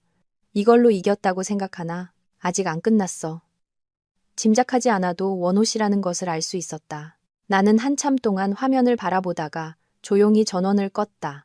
더 이상 다투고 싶지도 무언가를 증명하고 싶지도 않았다. 나는 그저 민지를 지키면 되었다. 그것만으로 충분했다. 그날 저녁 재판을 기다리는 동안 임시로 얻었던 작은 원룸에 돌아왔을 때 민지는 씻고 나서 이불 속에 동그랗게 몸을 말고 누웠다. 나는 곁에 앉아 아이의 머리를 말려주었다. 조용한 방 안의 드라이기 소리가 규칙적으로 울려 퍼졌다. 마치 내 마음속에 부서진 조각들을 어루만지는 작은 자장가처럼 들렸다. 법정에서 무서웠어? 내가 조용히 물었다. 민지는 잠시 머뭇거리다가 고개를 끄덕였다. 많이 무서웠어요. 아빠가 소리칠까봐, 아빠가 나를 미워할까봐 무서웠어요. 내 손이 잠시 멈칫했다. 나는 드라이기를 끄고 아이를 끌어당겨 품에 안았다. 우리 딸은 옳은 일을 한 거야. 아빠가 화를 내더라도 너는 용감한 아이야. 엄마는 네가 자랑스러워. 민지는 잠시 침묵하다가 속삭였다. 저는 그냥 제가 말 안 하면 엄마를 잃을까봐 무서웠어요. 그 순수한 한마디가 마치 칼날처럼 내 심장을 베었다. 나는 아이를 더 꽉 껴안았다. 다시 눈물이 흘러나왔다. 그날 밤 민지는 금방 잠이 들었지만 나는 거의 뜬 눈으로 밤을 새웠다. 밖은 차 소리가 뜸해지고 도시는 고요함에 잠겨 있었다. 나는 잠든 아이의 작고 평화로운 얼굴을 바라보았다. 마음속에는 두려움과 결단력이 공존했다. 앞으로도 많은 풍파가 기다리고 있겠지만 이 순간부터 나는 더 이상 혼자가 아니었다. 그날 밤은 아주 느리게 흘러갔다. 나는 거의 잠들지 못하고 민지가 잠든 모습을 가만히 지켜보았다. 아이의 가슴이 여린 숨결에 맞춰 규칙적으로 오르내렸다. 아이가 뒤척일 때마다 나는 깜짝 놀랐다. 악몽이라도 꿀까봐 겁이 났다. 동이 틀 무렵 창밖으로 희미한 빛이 새어 들어올 때쯤에야 겨우 눈을 붙일 수 있었다. 피곤한 꿈속에서 나를 깨운 것은 휴대폰 벨소리였다. 이리 변호사님이었다. 나는 벌떡 일어나 앉았다. 심장이 세차게 뛰었다. 진미 씨, 오늘 아침 수사기관에서 공식적으로 사건을 접수했습니다. 원호 씨 측은 영상 및 관련 증거에 대해 조사를 받기 위해 소환되었습니다. 나는 휴대폰을 꽉 쥐었다. 목이 메었다. 모든 것이 생각보다 빠르게 진행되고 있었다. 그럼 민지는요? 안심하십시오. 아이를 임시로 진미 씨에게 맡긴 결정은 여전히 유효합니다. 조사 기간 동안 원호 씨는 감독 없이 아이와 직접 접촉할 수 없습니다. 나는 안도의 한숨을 내쉬었다. 며칠 동안 팽팽하게 긴장되어 있던 가슴에 드문 평온함이 찾아왔다. 나는 변호사님에게 감사 인사를 하고 전화를 끊었다. 옆을 보니 민지는 아직 자고 있었다. 예전 집에서 내가 사준 낡은 곰 인형을 꼭 껴안은 채 나는 일어나 따뜻한 물 한 잔을 마셨다. 머릿속에는 다른 걱정들이 떠오르기 시작했다. 월세, 민지의 학원비, 생활비. 집을 나온 이후 내가 가진 돈은 아주 적은 비상금이 전부였다. 예전에는 모든 지출을 원호 씨가 알아서 처리했고 나는 그에게 의존했다. 이제 와서야 그 의존이 얼마나 위험한 것이었는지 깨달았다. 민지가 잠에서 깨어 눈을 비비며 주위를 둘러보더니 자신이 원룸에 있다는 것을 깨달았다. 아이는 벌떡 일어나 앉으며 잠긴 목소리로 말했다. 엄마, 우리 아직 여기 있는 거예요? 나는 미소를 지으며 아이의 머리를 쓰다듬었다. 응, 엄마랑 여기 있는 거야. 아무도 우리 민지 데려가지 않아. 민지는 내 목을 끌어안고 한참 동안 어깨에 얼굴을 기댔다. 나는 아이가 밤새 짓눌려 있던 두려움을 내려놓듯 아주 가볍게 한숨을 쉬는 것을 느꼈다. 그날 아침 나는 민지를 학교에 데려다 주었다. 며칠간의 긴장 끝에 처음으로 원호 씨가 갑자기 나타날까 걱정하지 않고 아이를 등교시킬 수 있었다. 교문은 여느 때처럼 시끌벅적했다. 아이를 데려다주는 부모님들, 웃음소리, 제잘거리는 소리, 그 익숙한 광경에 나도 모르게 코끝이 찡해졌다. 나는 그런 평범한 삶을 갈망했었다. 그런데 그것을 거의 잃을 뻔하고 나서야 그 가치를 분명히 느낄 수 있었다. 민지의 담임 선생님이 나와서 나를 보더니 잠시 멈칫했다. 눈에는 걱정이 가득했다. 민지가 교실로 뛰어들어간 후 선생님은 나를 옆으로 불렀다. 어머님, 며칠 동안 가정에 일이 있으시다는 이야기는 조금 들었어요. 민지가 학교에서는 착하게 지내지만 요즘 들어 조용히 혼자 앉아있는 시간이 많아지고 말수도 줄었어요. 심장이 조여왔다. 죄송해요. 아이에게 너무 많은 부담을 주게 됐네요. 선생님은 고개를 저었다. 어머님 탓이 아니에요. 하지만 이 시기에는 아이와 더 많이 대화하고 신경 써주셔야 해요. 아이들 마음은 아주 쉽게 상처받거든요. 나는 고개를 끄덕였다. 마음속에서 말로 표현할 수 없는 후회가 밀려왔다. 그날 점심, 나는 일자리를 찾아 나섰다. 더 이상 수동적인 상태로 살 수는 없었다. 원룸 근처의 작은 식당에 이력서를 냈다. 식당 주인은 인상이 좋은 중년 여성이었다. 그녀는 나를 위아래로 훑어보더니 물었다. 무슨 일 할 수 있어요? 요리, 설거지, 청소, 다 할 수 있습니다. 주간이든 야간이든 상관없어요. 그녀는 내 눈에 서린 절박함을 보았는지 잠시 침묵하다가 고개를 끄덕였다. 좋아요. 오늘 오후부터 시작해요. 월급은 많지 않지만 열심히 하면 차차 올려줄게요. 나는 고개를 깊이 숙였다. 네, 감사합니다, 사장님. 오후에 학교가 끝나고 나는 민지를 데리고 식당으로 갔다. 아이를 원룸에 혼자 두고 싶지 않았다. 민지는 작은 구석에 앉아 얌전히 색칠 공부를 했고 나는 쉴 새 없이 서빙하고 치우고 닦았다. 팔다리는 쑤시고 등은 아팠지만 마음은 이상하게 가벼웠다. 아주 오랜만에 내 두 발로 서고 있다는 느낌이 들었다. 그날 밤 우리 모녀가 원룸으로 돌아왔을 때 민지가 나를 올려다보며 걱정스러운 듯 또 존경하는 듯한 목소리로 말했다. 엄마, 많이 힘들어요? 조금 힘들지만 엄마는 괜찮아. 민지는 잠시 침묵하다가 불쑥 말했다. 엄마는 왜 예전에는 이렇게 일 안 했어요?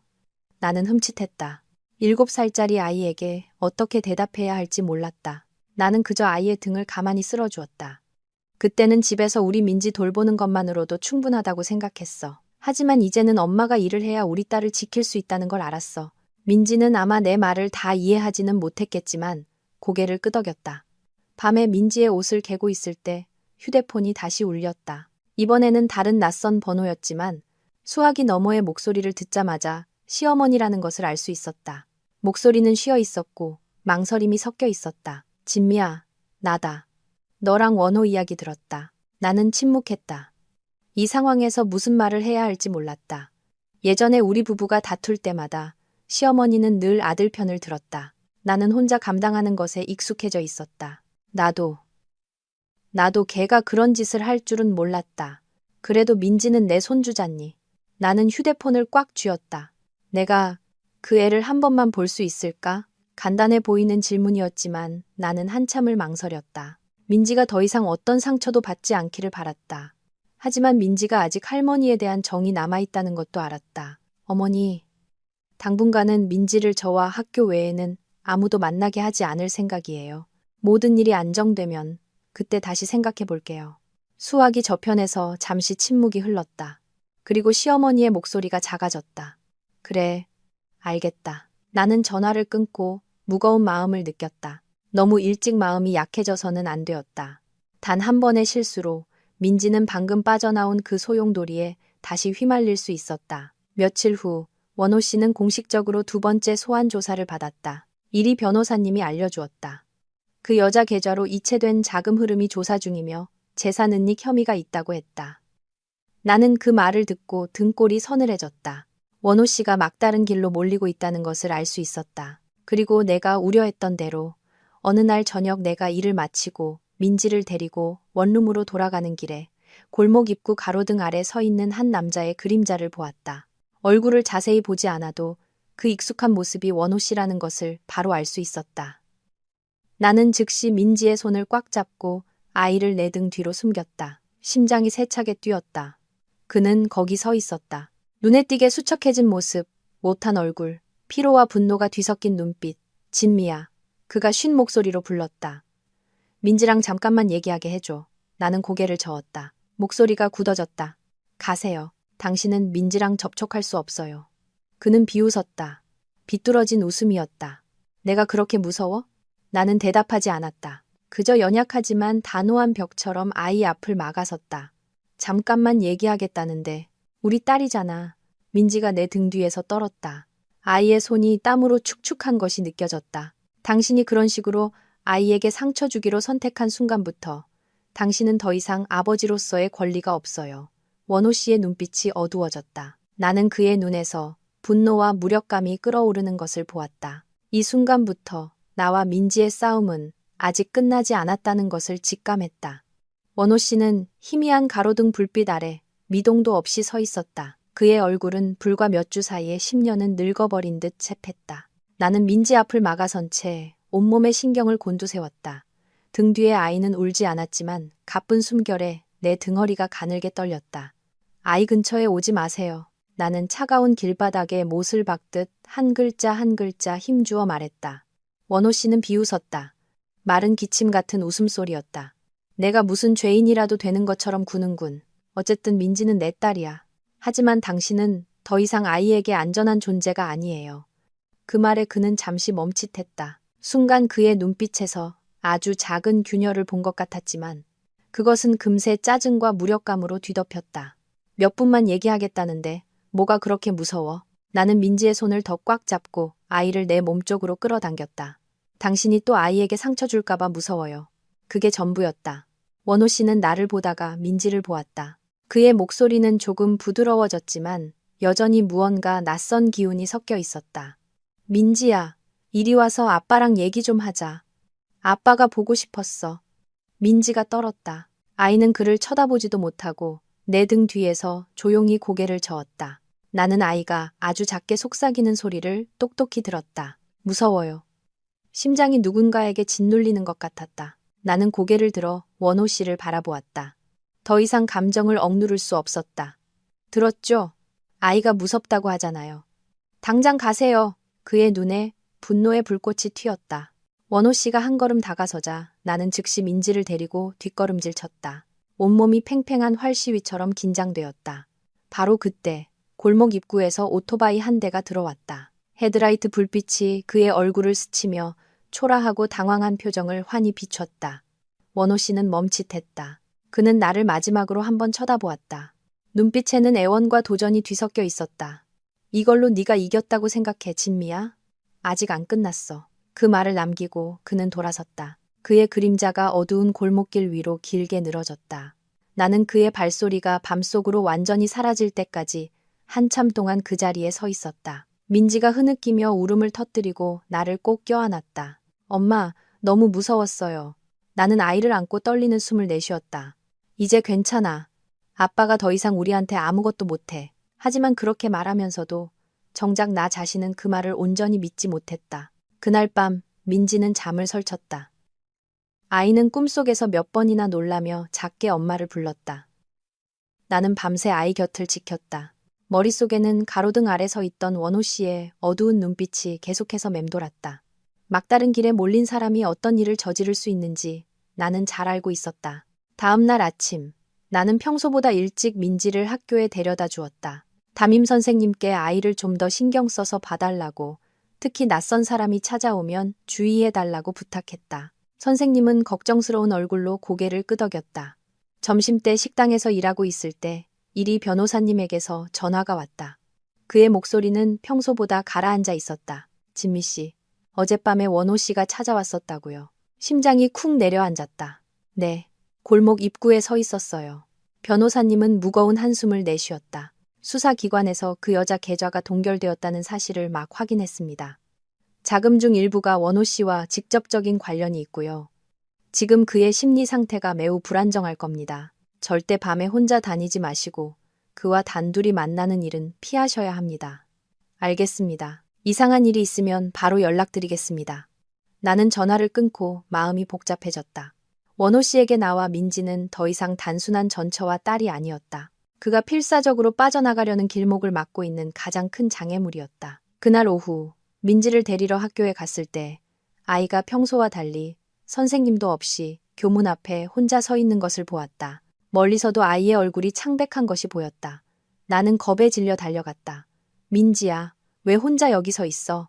아이는 떨며 내 손을 잡았다. 엄마, 아까 어떤 아줌마가 저를 찾아왔어요. 심장이 세차게 뛰었다. 어떤 아줌마? 아빠 친구라고 했어요. 아빠가 아이스크림 사주라고 보냈다고 했어요. 등골이 오싹해졌다. 그래서 엄마 기다려야 한다고 했어요. 그랬더니 그 아줌마가 교문 밖에서 저를 한참 쳐다보다가 갔어요. 나는 민지를 꽉 껴안았다. 다리에 힘이 풀렸다. 그 여자는 원호 씨와 함께 있던 영상에 나왔던 바로 그 사람이었다. 그들이 행동을 시작한 것이다. 그날 밤 나는 민지를 밖으로 내보내지 않았다. 원룸 문을 걸어 잠그고 커튼을 쳤다. 작은 방 안에서 우리 모녀는 서로에게 바싹 붙어 앉았다. 마치 조금만 떨어져도 무서운 일이 닥칠 것만 같았다. 민지가 나를 올려다보며 작지만 분명한 목소리로 물었다. 엄마, 제가 잘못한 거예요? 제가 진실을 말해서요? 나는 몸을 숙여 아이의 눈을 똑바로 바라보았다. 아니, 우리 딸은 어린아이가 할 수 있는 가장 용감한 일을 한 거야. 그런데 왜 아빠는 저한테 화를 내요? 그 질문은 마치 조용한 칼날처럼 내 심장을 베었다. 나는 아이 앞에서 아빠를 험담할 수도 거짓말을 할 수도 없었다. 나는 가장 중립적인 방법을 선택할 수밖에 없었다. 어른 중에는 자신의 잘못이 드러나면 화를 내는 사람들도 있어. 하지만 그게 우리 딸의 잘못이라고 생각하면 안 돼. 민지는 한참 동안 말이 없다가 눈물을 뚝뚝 흘리며 고개를 끄덕였다. 그날 밤 밖에는 비가 내렸다. 양철 지붕 위로 떨어지는 빗소리가 유난히 서글프게 들렸다. 나는 민지를 품에 꼭 껴안았다. 엄마가 된 이래로 아이의 삶이 이렇게 위태롭게 느껴진 적은 없었다. 자정이 가까워질 무렵 휴대폰이 울렸다. 낯선 번호로 온 문자 메시지였다. 좋게 말할 때 그만두지 않으면 대가를 치르게 될 거야. 그 영상이 부적인 줄 알아? 나는 그 글자들을 보며 손이 차갑게 식는 것을 느꼈다. 답장하지 않았다. 그저 조용히 화면을 캡처하고 이리 변호사님에게 전화를 걸었다. 그는 즉시 전화를 받았다. 내 이야기를 다 듣고 난 그의 목소리는 단호해졌다. 모든 메시지를 보관하세요. 이것은 명백한 협박입니다. 내일 아침 제가 신고서를 작성해 드리겠습니다. 나는 전화를 끊고 벽에 기댔다.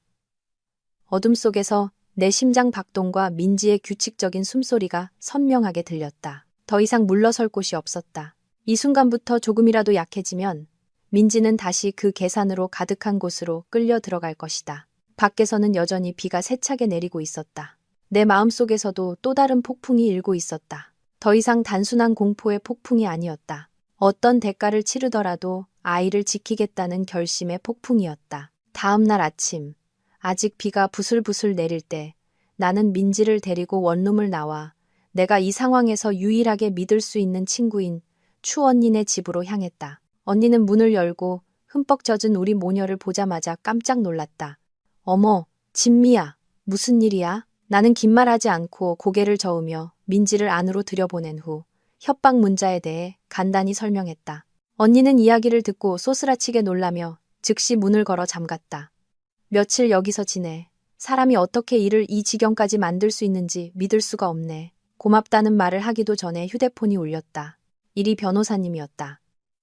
그는 협박과 낯선 여자가 민지에게 접근한 일에 대해 오늘 아침 바로 경찰서에 신고하라고 말했다. 나는 언니의 이웃집에 민지를 잠시 맡기고 혼자 관할 지구대로 향했다.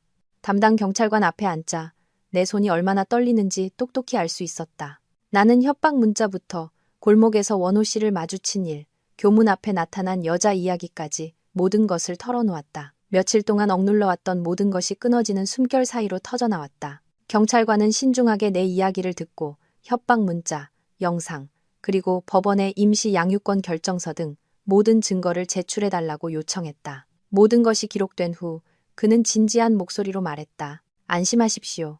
저희가 면밀히 주시하겠습니다.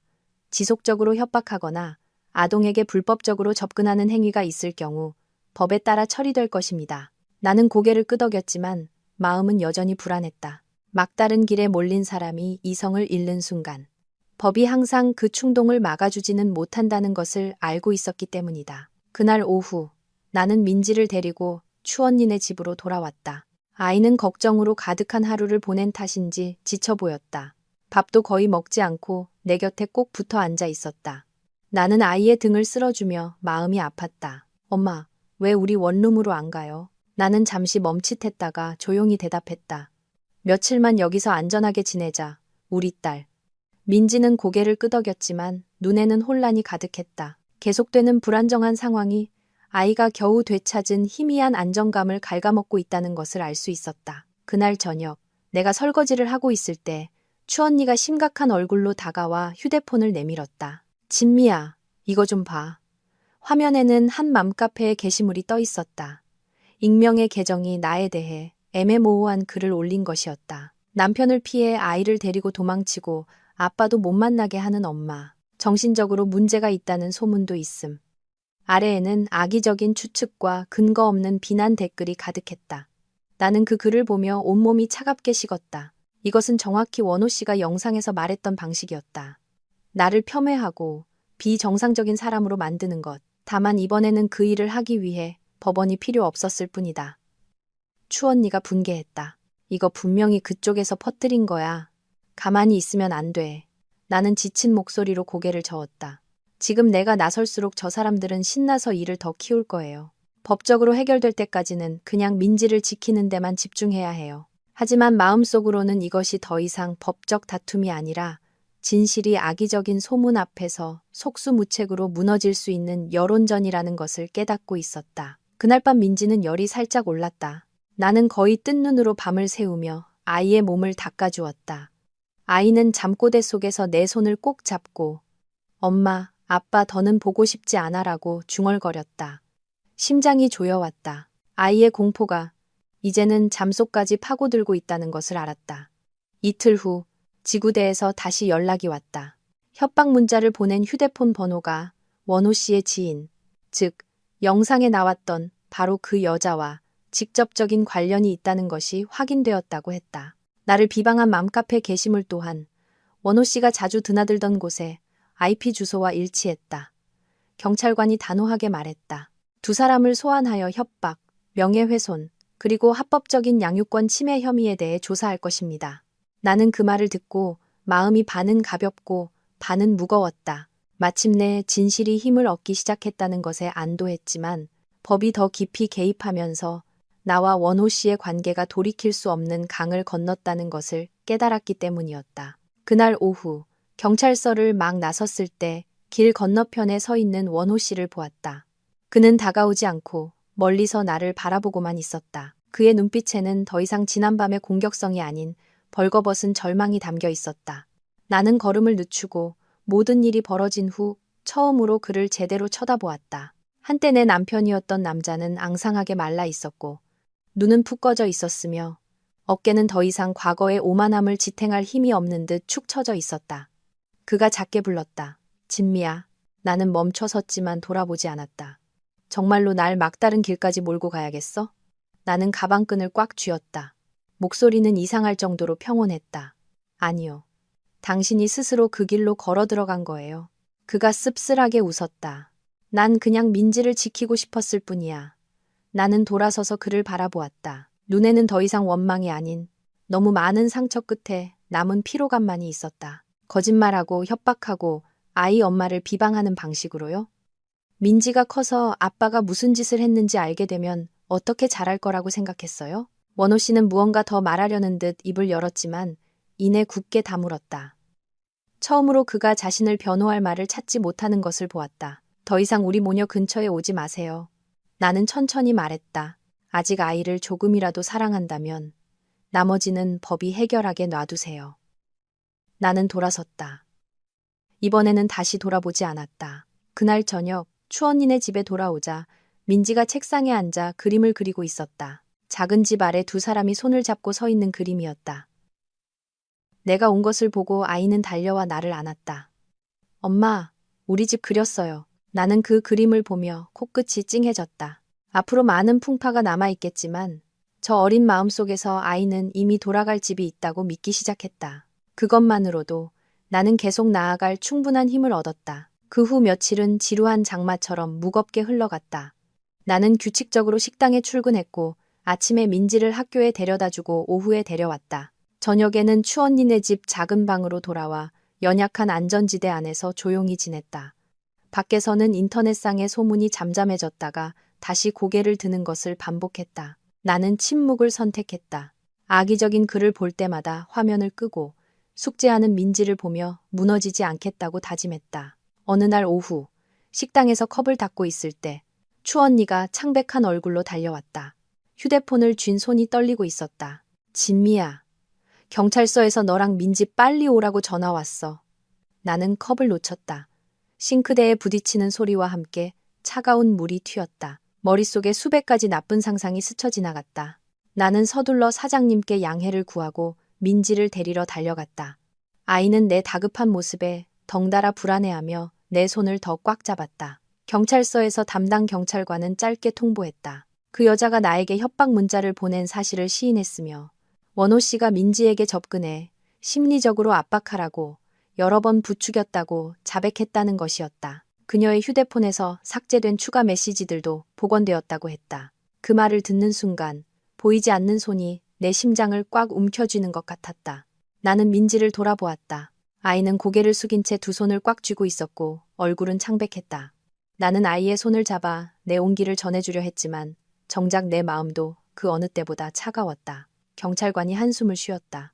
협박, 합법적인 보호자에 대한 정신적 압박 및 미성년자 관련 혐의로 기소를 검토할 예정입니다. 나는 조용히 고개를 끄덕였다. 목이 메었다. 이 시점에서 모든 것은 더 이상 결혼 분쟁이 아니었다. 형사법의 영역으로 넘어가고 있었다. 돌아오는 길에 민지는 내내 말이 없었다. 집 근처에 다다라서야 아이가 아주 작은 목소리로 물었다. 엄마, 그럼 아빠는 잡혀가요? 나는 멈칫했다.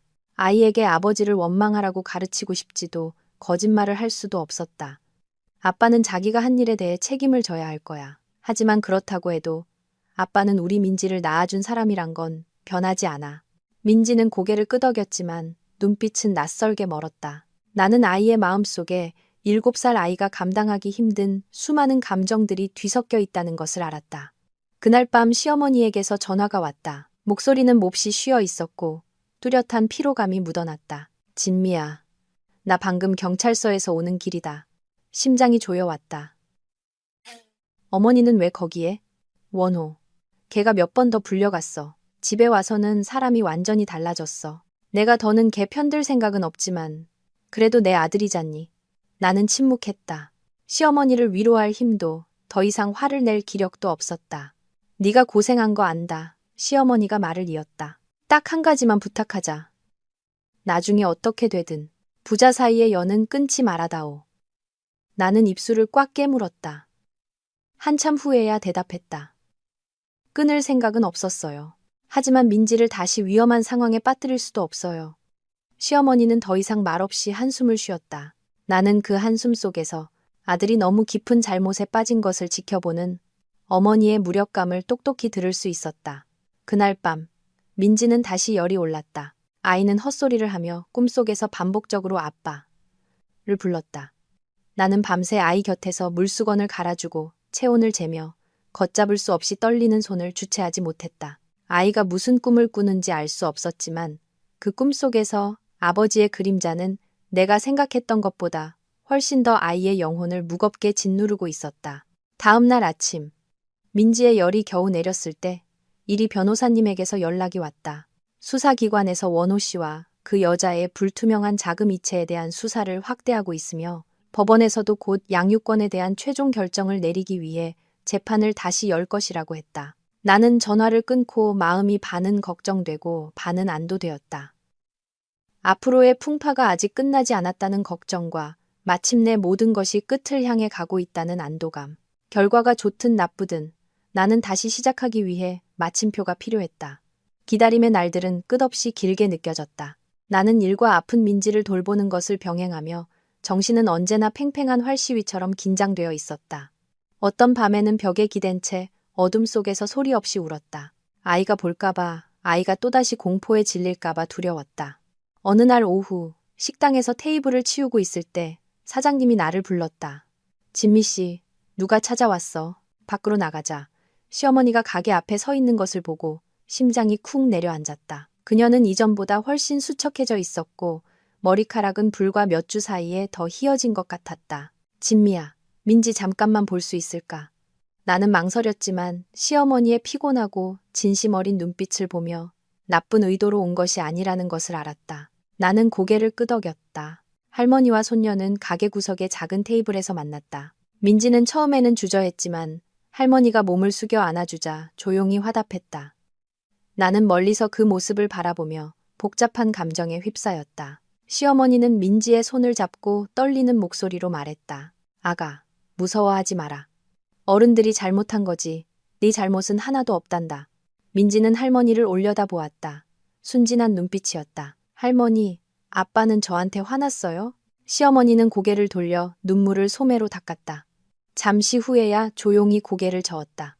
내 아빠는 지금 마음이 많이 복잡하단다. 나는 그것이 무거운 진실을 덮기 위한 가장 부드러운 표현이라는 것을 알았다. 며칠 후 법원에서 최종 결정을 위한 재판 소환장을 받았다. 날짜와 시간이 명시되어 있었다. 나는 그 종이를 든 손이 떨리면서도 안도감을 느꼈다. 싸움이 너무 오래 계속되어 나는 평온한 하루가 어떤 느낌인지 거의 잊어버릴 지경이었다. 그날 밤 나는 민지 옆에 앉아 숙제를 도와주고 있었다. 아이가 갑자기 물었다. 엄마, 우리 나중에 옛날 집으로 다시 가요? 나는 아이를 보며 가슴이 아팠다. 가고 싶어? 민지는 아주 천천히 고개를 저었다. 저는 그냥 엄마랑 같이 있고 싶어요. 어디든 상관없어요. 그 단순한 한마디가 마치 망치처럼 내 심장을 내리쳤다. 나는 아이를 품에 안고 아이의 심장 박동이 내 가슴에 와 닿는 것을 느꼈다. 그 순간 나는 깨달았다. 우리 모녀의 집이라는 곳은 이미 오래전부터 어떤 특정한 건물이 아니라 바로 이 서로를 안아주는 품이었다는 것을. 다시 법정에 가는 날은 옅은 햇살이 비치는 아침이었다. 비도 거센 바람도 없었다. 모든 것이 이상할 정도로 평온했고 그것은 내 가슴 속에서 요동치는 심장 박동과 대조를 이루었다. 나는 아주 이른 시간에 민지를 데리고 추언니네 집을 나섰다. 아이는 단정한 베이지색 원피스를 입고 머리는 깔끔하게 묶었다. 아이는 울지도 많이 묻지도 않고 마치 중요한 순간에 강해져야 한다는 것에 익숙해진 듯 조용히 내 손을 잡았다. 법원 앞에는 지난번보다 더 긴장된 분위기가 감돌았다. 이리 변호사님이 미리 와서 기다리고 있었다. 그는 내게 고개를 끄덕여 보였다. 그의 눈빛은 침착하지만 굳건했다. 마음의 준비 단단히 하세요. 오늘이 마지막이 될 겁니다. 나는 고개를 끄덕였다. 옷 속의 손바닥은 땀으로 축축했다. 원호 씨는 우리보다 늦게 도착했다. 그는 더 이상 이전처럼 깔끔한 모습이 아니었다. 셔츠는 구겨져 있었고 눈은 푹 꺼져 있었으며 발걸음은 느릿했다. 그의 뒤에는 더 이상 그 여자가 없었다. 그의 변호사만이 곁에 바싹 붙어 무언가 작은 목소리로 이야기하고 있었다. 원호 씨는 대답 없이 나와 민지를 스쳐 지나가듯 보고는 이내 시선을 피했다. 법정 안 판사는 정시에 들어왔다. 분위기는 보이지 않는 뚜껑이 닫힌 것처럼 무겁게 가라앉았다. 재판은 추가 조사 결과 발표로 시작되었다. 담당 기관의 대표가 차례로 나에 대한 협박 문자, 그 여자의 불법적인 아동 접근, 그리고 원호 씨와 관련된 불투명한 자금 흐름에 대해 설명했다. 내용이 하나씩 발표될 때마다 마치 누군가 오랫동안 진실을 덮고 있던 장막을 한 겹씩 걷어내는 것 같았다. 원호 씨는 두 손을 깍지 낀 채 고개를 숙이고 조용히 앉아 있었다. 가끔 그의 어깨가 가늘게 떨리는 것을 보았다. 겨우 앉은 자세를 유지하고 있는 것 같았다. 신문 차례가 되자 판사가 그에게 직접 물었다. 박원호 씨, 다른 사람을 시켜 서진미 씨를 협박하고 원민지 양에게 접근하라고 지시한 사실을 부인합니까? 원호 씨는 한참 동안 말이 없었다. 법정에 들어선 이후 처음으로 그는 즉시 대답할 만큼의 평정을 유지하지 못하는 것 같았다. 마침내 그가 조용히 고개를 저었다. 아니요. 그 작은 한마디에 법정 전체가 술렁였다. 인정한다는 겁니까? 판사가 되물었다. 원호 씨는 숨을 깊게 들이마셨다. 저는 그냥 아이를 지키고 싶었습니다. 아이를 잃을까봐 두려웠습니다. 법을 어기고 심지어 자기 아이의 정신건강을 해치면서까지요? 판사의 목소리가 낮아졌다. 그는 대답하지 않았다. 그의 어깨는 완전히 축 처졌다. 마치 모든 것이 발가벗겨진 사람처럼. 원호 씨의 변호사는 감형을 요청하며 심리적 압박, 막다른 상황에서의 통제력 상실 등을 이유로 들었지만 그 말들은 이제 막 닫히려 하는 문틈으로 새어나오는 바람소리처럼 힘이 없었다. 내 차례가 되자 나는 일어섰다. 두 다리는 여전히 떨렸지만 마음은 더 이상 지난번처럼 혼란스럽지 않았다. 재판장님, 저는 원망으로 원호 씨와 다투고 싶지 않습니다. 저는 그저 제 아이를 지키고 싶을 뿐입니다. 민지는 이 나이에 보지 말아야 할 것을 너무 많이 봤습니다. 제가 가장 두려운 것은 물질적인 손실이 아니라 아이가 자신의 가장 가까운 사람에 대한 공포와 혼란 속에서 자라게 되는 것입니다. 나는 민지를 돌아보았다. 아이는 무릎 위에 두 손을 올리고 두 눈을 크게 뜬 채 앞을 바라보며 조용히 앉아 있었다. 저는 원호 씨의 아버지로서의 권리를 완전히 박탈해달라고 요구하지 않습니다. 나는 말을 이었다. 다만 앞으로의 모든 접촉은 어른의 이기심이 아니라 아이의 진정한 안전을 최우선으로 고려하는 상황에서 이루어지기를 바랄 뿐입니다. 그 순간 원호 씨가 고개를 들어 나를 보는 것을 느꼈다. 그의 눈에는 더 이상 분노나 도전이 아닌 아주 깊은 피로감이 담겨 있었다. 마치 그 자신도 더 이상 버틸 힘이 남아있지 않은 것 같았다. 재판은 3시간이 넘게 계속되었다. 판사가 합의를 선언했을 때 나는 거의 다리의 감각을 잃을 뻔했다. 나는 민지를 데리고 복도로 나와 차갑고 딱딱한 나무 의자에 앉았다. 아이가 내 어깨에 머리를 기댔다. 엄마, 힘들어요? 나는 희미하게 웃었다. 엄마, 괜찮아. 하지만 솔직히 너무 피곤해서 그냥 눈을 감고 아주 긴 잠을 자고 싶었다. 지난 몇 달간의 불안을 모두 잊을 수 있도록 거의 1시간 후 우리는 다시 법정으로 불려 들어갔다. 판사는 두꺼운 서류를 손에 들고 느리고 분명한 목소리로 말했다. 모든 증거, 당사자들의 진술, 그리고 추가 조사 결과를 종합적으로 검토한 결과 재판부는 다음과 같이 결정합니다. 나는 숨을 죽였다. 민지는 내 손을 꽉 잡았다. 원민지 양에 대한 친권 및 양육권은 어머니인 서진미 씨에게 부여한다. 그 순간 나는 그 뒤의 말을 제대로 듣지 못했다. 귀가 멍해졌고 심장은 가슴 밖으로 튀어나올 것처럼 세차게 뛰었다. 나는 몸을 숙여 민지를 와라 껴안았다. 아이도 나를 꽉 안았다. 온몸이 떨렸다.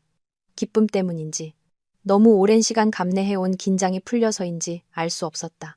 박원호 씨는 법률에 따라 면접 교섭권을 가지나 모든 접촉은 합법적인 보호자의 동의하에 초기에는 감독하에 이루어져야 한다. 판결은 차가운 문장으로 끝났지만 내게는 그것이 오랫동안 굳게 닫혀있던 문이 새롭게 열리는 순간이었다.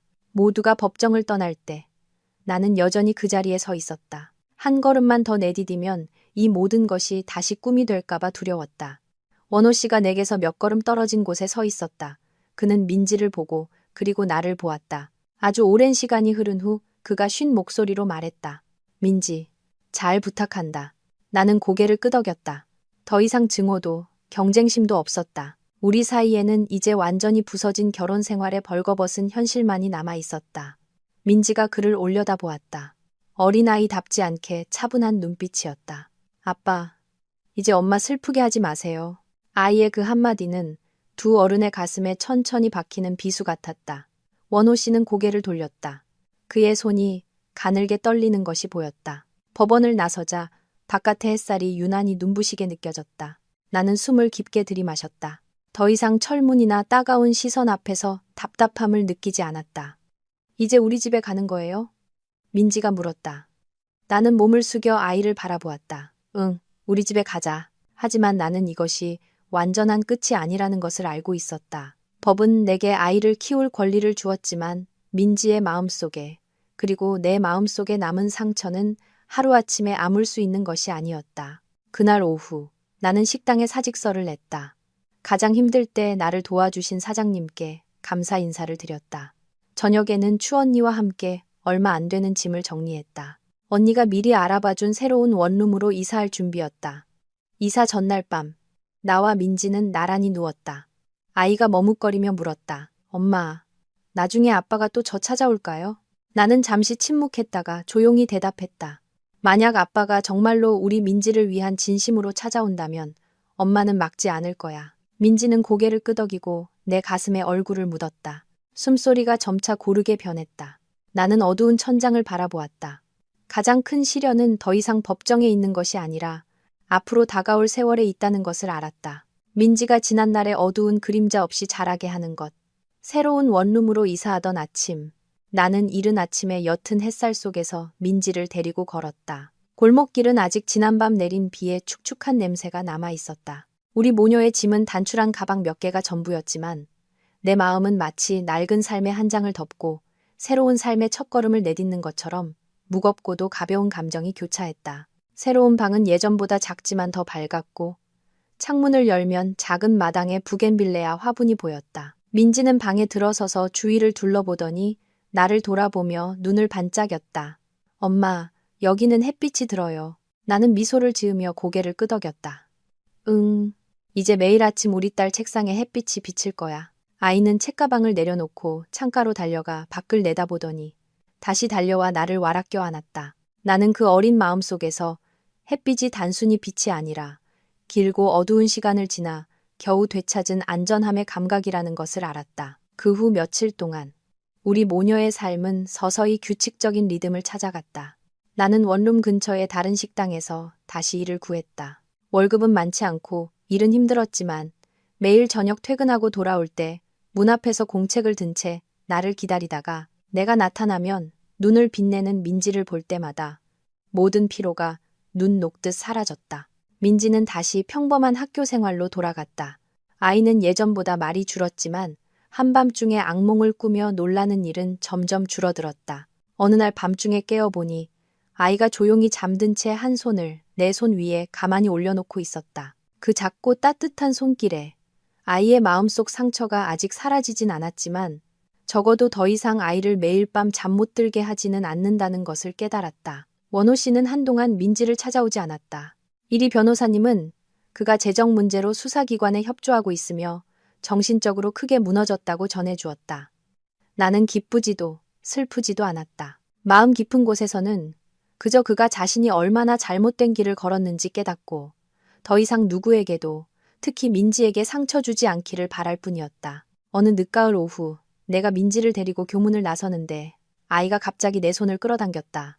엄마, 아빠가 보여요. 나는 걸음을 멈추고 아이가 가리키는 쪽으로 돌아보았다. 길 건너편 원호 씨가 나무 아래 조용히 서 있었다.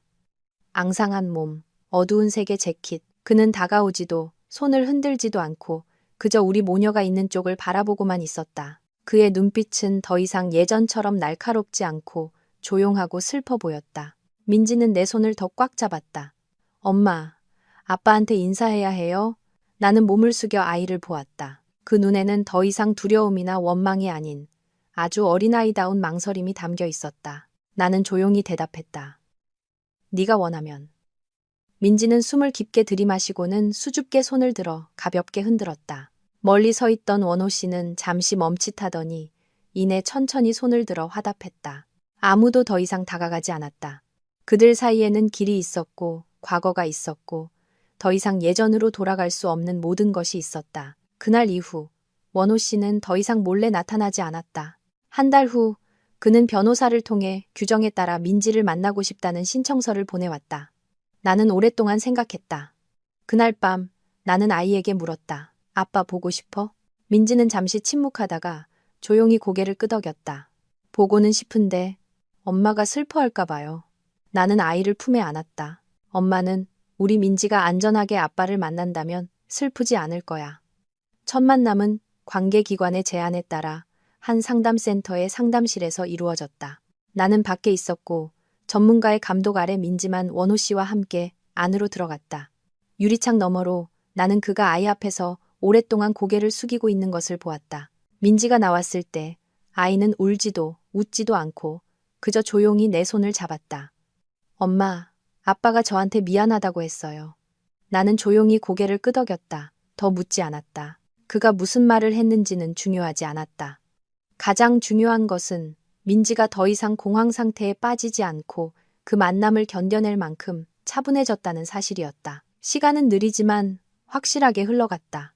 나는 새로운 삶의 리듬에 점차 익숙해졌고 자립하는 법과 한때 나를 무너뜨렸던 공포와 마주하는 법을 배웠다. 민지도 점차 마음을 열었고 학교 이야기나 내가 하마터면 들을 기회를 잃을 뻔했던 소소한 어린 시절의 기쁨들을 내게 이야기하기 시작했다. 어느 날 저녁 우리 모녀가 나란히 누워있을 때 민지가 불쑥 물었다.